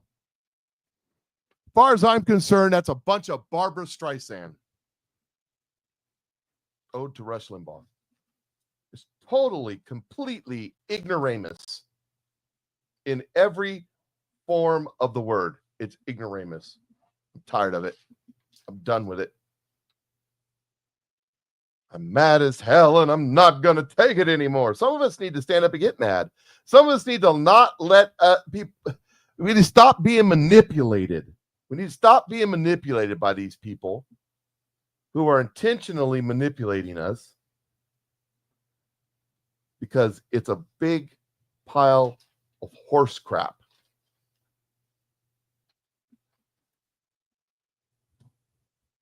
So many of you have heard, it's already been said right here, that Jimmy Carter passed away. Jimmy Carter died at 100 years old. He died the other night. Look, I don't think Jimmy Carter was one of the cabal. Now, he did some bad stuff. He wasn't a very good president, and he's grateful that Joe Biden became president. He was hopeful that Kamala Harris would be president because then he would be the third worst. But he was controlled and out of his league, in my opinion. But Jimmy Carter, after being president, did some great things. I mean, the guy went out and built Habitat for Humanity houses. I know some people that got Habitat for Humanity houses. People that, veterans and people that,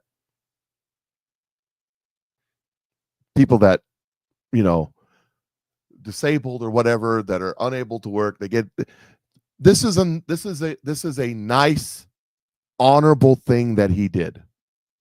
Whether you like his politics or not are irrelevant. And for the most part, Jimmy Carter stayed out of the political fray.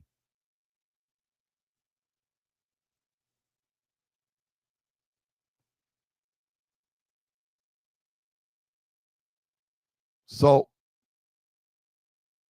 he passed away at 100 years old. And a lot of people were talking about him. Donald Trump said some nice things about him. Joe Biden stumbled through some things about him. Just, I don't know.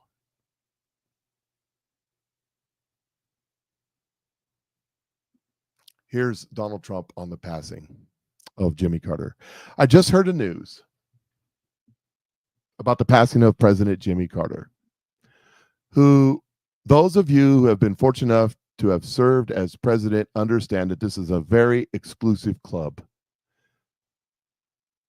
And only we can relate to the enormous responsibility of leading the greatest nation in history. The challenges Jimmy faced as president came at a pivotal time for our country, and he did everything in his power to improve the lives of Americans. For that, we owe him a debt of gratitude. Melania and I are thinking warmly of the Carter family and their loved ones during this difficult time. We urge everyone to keep them in their hearts and prayers. That's a nice thing Donald Trump did there. I mean, I don't have no argument with that. Jimmy Carter was a decent human being when it came to being a human being.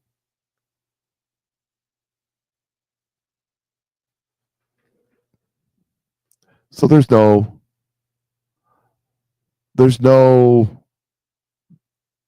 nothing wrong with that. Nothing wrong with that. But we do have to remember one little check mark of Jimmy Carter, and that's this. One of President Jimmy Carter's greatest accomplishment was negotiating the Torres-Carter treaties, which were ratified by the U.S. Senate in 1978. These treaties gave the nation of Panama eventual control of the Panama Canal.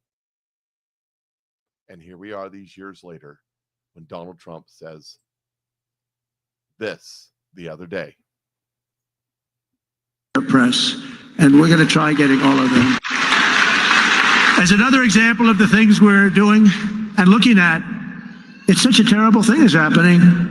The Panama Canal is considered a vital national asset for the United States of America due to its critical role, American economy, the whole world economy, and also national security. The Panama Canal. Has anyone ever heard of the Panama Canal? Because we're being ripped off at the Panama Canal like we're being ripped off everywhere else. A secure, he just said take it back. That's a good idea. Where do you come from, sir? He doesn't come from Panama. Oh, yeah, good.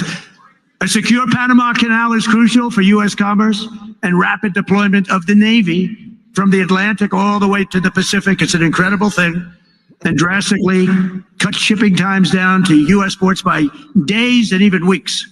The United States is the #1 user of the Panama Canal, with over 72% of all transits heading to or from U.S. ports. Think of that. So we built it. We're the ones that use it. They gave it away. Considered one of the one of the great wonders of the world.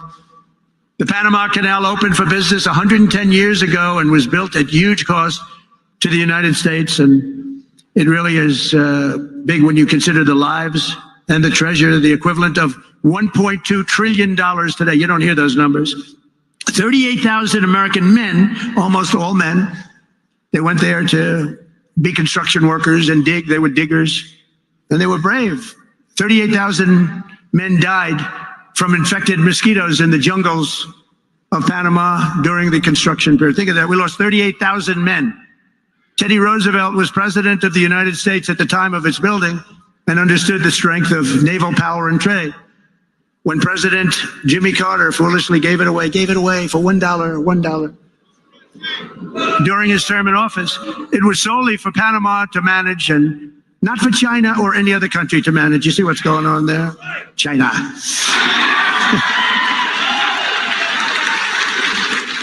It was likewise not given for Panama to charge the United States, its Navy, and its corporations doing business within our country exorbitant prices and rates of passage, which they do. They charge us like it's a disgrace.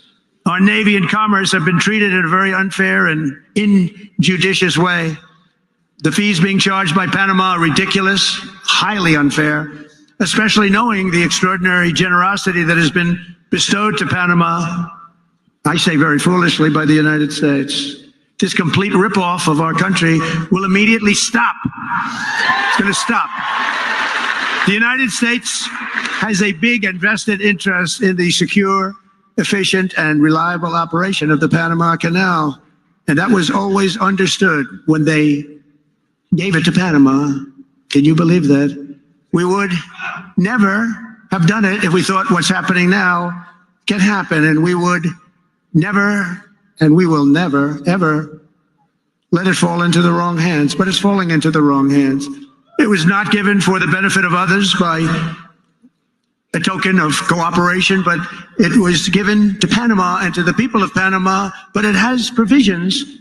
You got to treat us fairly, and they haven't treated us fairly. If the principles, both moral and legal, of this magnanimous gesture of giving are not followed, then we will demand that the Panama Canal be returned to the United States of America in full, quickly, and without question. I'm not going to stand for it.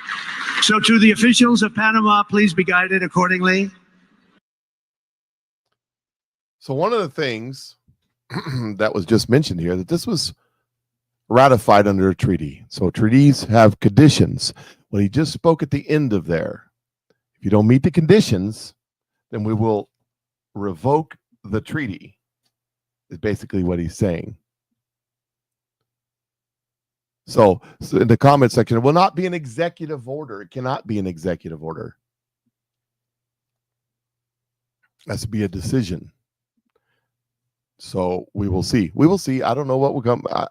I don't foresee Panama giving up the Panama Canal, but I do see them negotiating with us to prevent, that from happening. And then, of course, Donald Trump went on because he couldn't help himself. He decided to say that Canada was going to be made the 51st state and Trudeau would be governor. But just think about this. Here is a thought process of what would happen if Canada became the 51st state.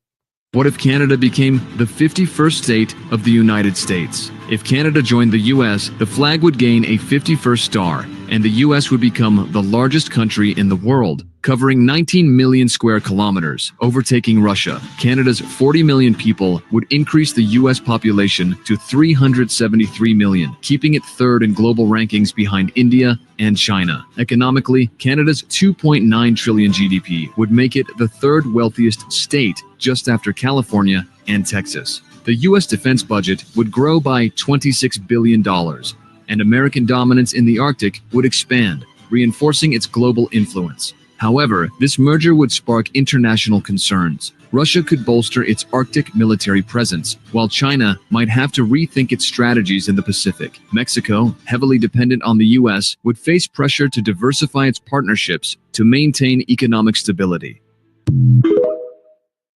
I found that interesting. Something else interests me in that. Let me see if I can't pull it up so we can see it just a little bit better. There. Okay. The 51st state. Now, the other thing that they was talking about was Greenland,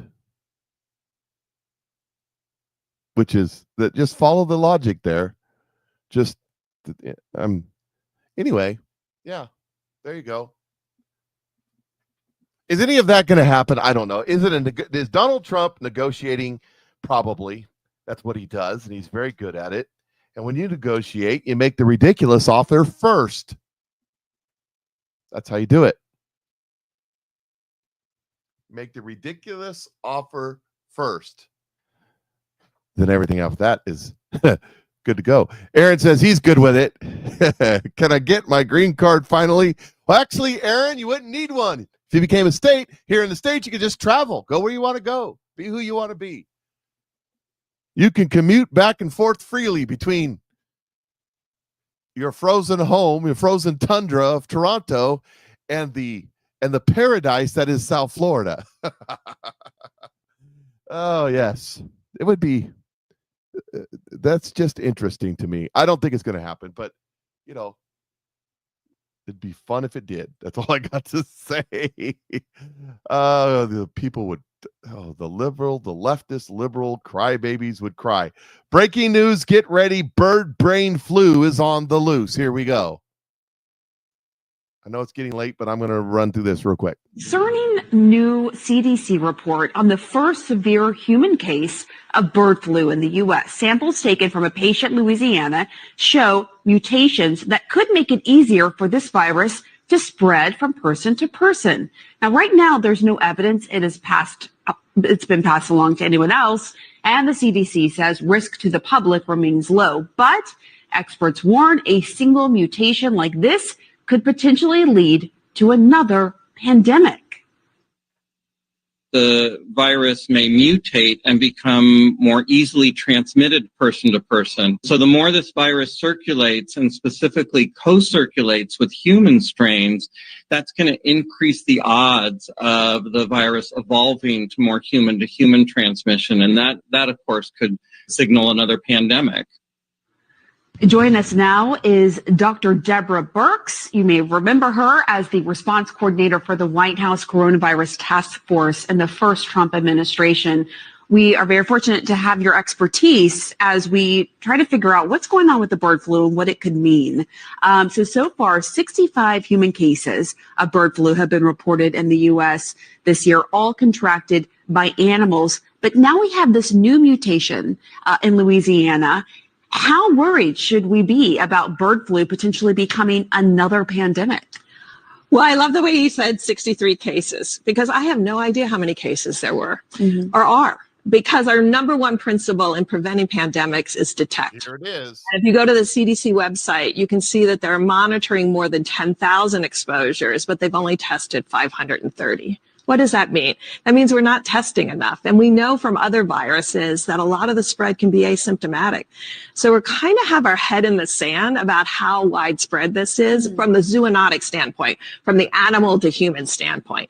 Now, also remember, most of those cases described to date happened in the spring and the summer, not when we had H1N1 circulating right now, when we're running the flu pandemic with throughout the United States. So we have rising flu cases, and now we have still zoonotic events coming. So now you've set up for potentially a farm worker getting H5N1, also getting the current flu strain, and reassorting in that individual. To me, that's almost a bigger threat to these mutations happening in individuals over time. When you say reassorting in that person, what does that mean? Okay, so the H5 virus, which doesn't adapt too well to our upper respiratory tract and is preventing us from getting infected, but infecting cows and pigs and cats and dogs. So our flu, which has the binding sites for us, for our nasal passages. Viruses are very specific, and so they're very animal or human specific. Now we have human flu circulating. At the same time, we have this zoonotic flu circulating. And we're all going to die. That's right, ladies and gentlemen. They got one potential infected person, but there's tens of thousands that we just don't know because we need to shove that Q-tip up their nose and find out. By the way, the Q-tip was almost entirely false positives. But I digress. They wouldn't use that against us, would they?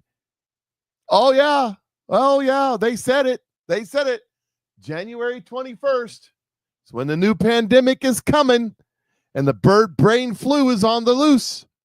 Ladies and gentlemen, you get prepared, get afraid, hide in your basements. It's coming. Everybody panic. It's just the beginning, just like 2020. Get your mask, get your toilet paper. The great toilet paper run 3.0 is on the way. The flu is going to kill us all. One person, one entire person has maybe been infected. They're not really sure yet. So now's the time to panic. And we're bringing out the old standards. We got the scarf lady out there on CNN, and Mace the Nation brings out the old standard. And I just, hold on a second. I got to get I just lost the video. Somebody teach me how to do this. Mace the Nation sets out the old standard. Here we go. The Chinese propagandist. Bird flu. Is this report out of Louisiana worrisome? And if so, why? Well, it's one more sign that the drumbeat of bird flu coming closer to humans is becoming a major threat. So we've already seen this year that there have been a number of mammalian species close to humans that now have bird flu outbreaks. We have outbreaks in poultry in all 50 states. 16 states have outbreaks in cattle. In California, in the last 30 days, there have been more than 300 herds that tested positive. And now we have 66 cases of bird flu in humans. And this is almost certainly a significant undercount because we have not been doing nearly enough testing. So we really don't know the extent of bird flu that's out there in humans. But this particular case, it's someone who is severely ill. But not only that, researchers have isolated the virus in this individual who is sick in Louisiana. And they found that this particular strain of the virus appears to have acquired mutations that make it more likely to bind to airway receptors. Bird flu has been around for a long time. About 30 years. Yeah, exactly. But it hasn't been a major issue in humans because while it spreads among birds, it hasn't really spread among mammals. But now there is this mutation. And there's another concern now major too, which is that we're in flu season. And it's possible that a single person could have bird flu and seasonal flu at the same time. Something called reassortment. That's right. Where things change because of one illness becoming another illness through reassortment of a mutated virus. That's right. And so the viruses could exchange genes. You could develop a new hybrid virus. And if you now have a virus that's more contagious and causes more severe disease, that's when it becomes a major threat to humankind. What should be? And then she goes on a little bit further. What should be happening in the Biden administration right now that isn't going on? Yeah, there are two main things that they should be doing in the days that they have left. The first is to get testing out there. I feel like we should have learned our lesson from COVID that just because we aren't testing, it doesn't mean that the virus isn't there. It just means that we aren't looking for it. We should be having rapid tests, home tests available to all farm workers, to their families, for the clinicians taking care of them so that we aren't waiting for public labs and CDC labs to tell us what's bird flu or not. And the second very important thing is this is not like the beginning of COVID where we were dealing with a new virus, we didn't have a vaccine. There actually is a vaccine developed already against H5N1. The Biden administration has contracted with manufacturers to make almost 5 million doses of the vaccine. However, they have not asked the FDA to authorize the vaccine. There's research done on it. They could get this authorized now and also get the vaccine out and to farm workers and to vulnerable people. I think that's the right approach because we don't know what the Trump administration is going to be doing around bird flu. If they have people coming in with anti-vaccine stances, could they hold up vaccine authorization? If they don't want to know how much bird flu is out there, could they withhold testing? I mean, that's a possibility. And I think the Biden administration in the remaining days should get testing and vaccines widely available so that at least it empowers state and local health officials and clinicians to do the right thing for their patients. Dr. Wen, is bird flu in humans super dangerous?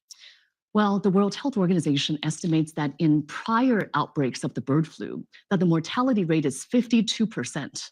52%. However, in this most recent outbreak, it seems that most cases have been mild, and maybe some people even have asymptomatic infection.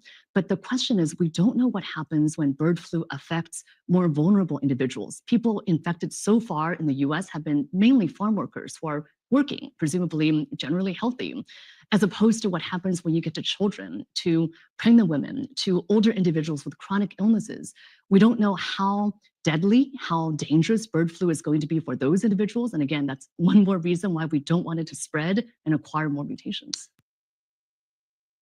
Well, there it is, ladies and gentlemen. The bird brain flu is coming. Let me just say, YouTube, I know I'm broadcasting on your lovely little platform. I have not said anything conspiratorial about the bird brain flu. Not at all, other than jokingly calling it bird brain flu. I've only played mainstream media fear-mongering. That's all I've done. That's all I've done. I've not said any dis, or malinformation of any kind. I've only played the videos. You should be proud over there at YouTube. I've only played the videos. I report, you decide. But just remember that Miss Wen, W-E-N, Miss Wen, who was born in China, nothing against it. Maybe came over on an H-1B visa or something. I don't know. This is her back in 2021-ish. And that's true. There is the anti-science, anti-vaxxer contingent. But I think that there are many more people, millions of people who, for whatever reason, have concerns about the vaccine, who just don't know what's in it for them. And we need to make it clear to them that the vaccine is the ticket back to pre-pandemic life. And the window to do that is really narrowing. I mean, you were mentioning, Chris, about how all these states are reopening. They're reopening at 100%. And we have a very narrow window to tie reopening policy to vaccination status. Because otherwise, if everything is reopened, then what's the carrot going to be? How are we going to incentivize people to actually get the vaccine? So that's why I think the CDC and the Biden administration needs to come out a lot bolder and say, if you're vaccinated, you can do all these things. Here are all these freedoms that you have. Because otherwise, people are going to go out and enjoy these freedoms anyway. And I fear a situation of coming into the fall where we never reach herd immunity. And then we get hit by the next surge of COVID-19 in the fall, something that we could have prevented if we just got people vaccinated now. Sure. And I just first want to clarify that I was opposed to the CDC back in May when they lifted the indoor mask requirement. I thought that the honor code was never going to work, that when vaccinated Where's her mask then? Unless there is proof of vaccination, everybody should still be wearing masks. And so I actually support what the CDC is now doing, which is going back to this indoor mask requirement, because frankly, we know that we can't trust the unvaccinated, that they have been walking around without masks. And in fact, that's what led to the surge that we're seeing. Really, what we need to do is to make a decision as a society. I mean, we have laws, for example, against drunk driving. You can drink in your home or in private if you would like, but we have a law saying that if you want to get behind a wheel where you could potentially endanger other people, then that's not allowed. That's against the standards of conduct in our society. I think at some point we need to make a similar decision about the vaccine. You can remain unvaccinated if you so choose, but if you want to be in public and potentially could be infecting others with a dangerous and sometimes fatal disease that's highly transmissible, then there's an obligation of society. I mean, I think you could have an opt-out the way that France, for example, or Italy and other countries are doing, saying that if you want to be in bars, restaurants, movie theaters, etc., either be vaccinated or have proof of a recent negative test. I hope that we move in that direction as a country here, because at the end of the day, I don't really understand why people have the choice to be infecting our vulnerable children or immunocompromised people, or even others who have taken the responsible choice to get vaccinated. Dr. Lena Wen, who was like the biggest proponent of, shut everything down, shame the unvaccinated, cast them out of society, all that. Now she's saying that she had a recent article where she said they overestimated the amount of people that actually died from COVID. And I think she said the real number is about 30% of what they're claiming. Oh, you're kidding. Oh, well, gee whiz. So somebody asked me, says, Mike, we'll have to come up with a new story about bird flu, like the spaceship from a different planet, only flying 5 feet over ground. I'm not going to go into it, but I have made that joke. My theory, my hypothesis, I have done that. But however, the next portion of the Patriot Mike Show, and we're going to wrap it up here. The next portion of the Patriot Mike Show is purely for entertainment purposes only. I have no idea, nor do I claim to be an expert. And I'm not portraying dismiss or malinformation. I'm telling jokes for entertainment purposes only. But I want to answer your question about the space thing. What do you think all the droids are about? I mean, the drones that are flying around, yeah, it's 2.0. It's the same Coronis from the planet Coronis attacking us. See, they've just changed their tactics. You didn't know, but I knew. Patriot Mike Show knew. Oh boy, did I know. I got it all figured out. Mind you, this is for entertainment purposes only, not to be confused with dismiss or malinformation. So, let me ask you a question. Do you remember? Put on our tinfoil hats for entertainment purposes only and jump in our Wayback Machine to 2020 and the Great Toilet Paper Run and the mass infection. Remember, Donald Trump was calling it the China virus, but they all got upset about that. They started calling it the Rona. You remember that? You remember that? Well, they didn't call it the Rona. That's my term for it. They called it words you can't say on YouTube or else you get automatically suspended, even though it's for entertainment purposes only. It's all play the game today. And we were told that it was from a monkey bat virus or something in a wet lab, and somebody ate the brains and got infected and spread from there, just like a movie or something. And then we were told, well, no, maybe it wasn't from there. Maybe it was a lab leak, kind of, sort of, maybe there in Wuhan, kind of, sort of, maybe. And then we were told, well, it may not, but we might have accidentally kind of funded some of that, over there, those evil Chinese folks, they made the virus, but it wasn't us, but we might have sort of funded some of that. And then it definitely came from the lab, and it was an accidental leak. And then it was, shocking. Oh my gosh. Did you know?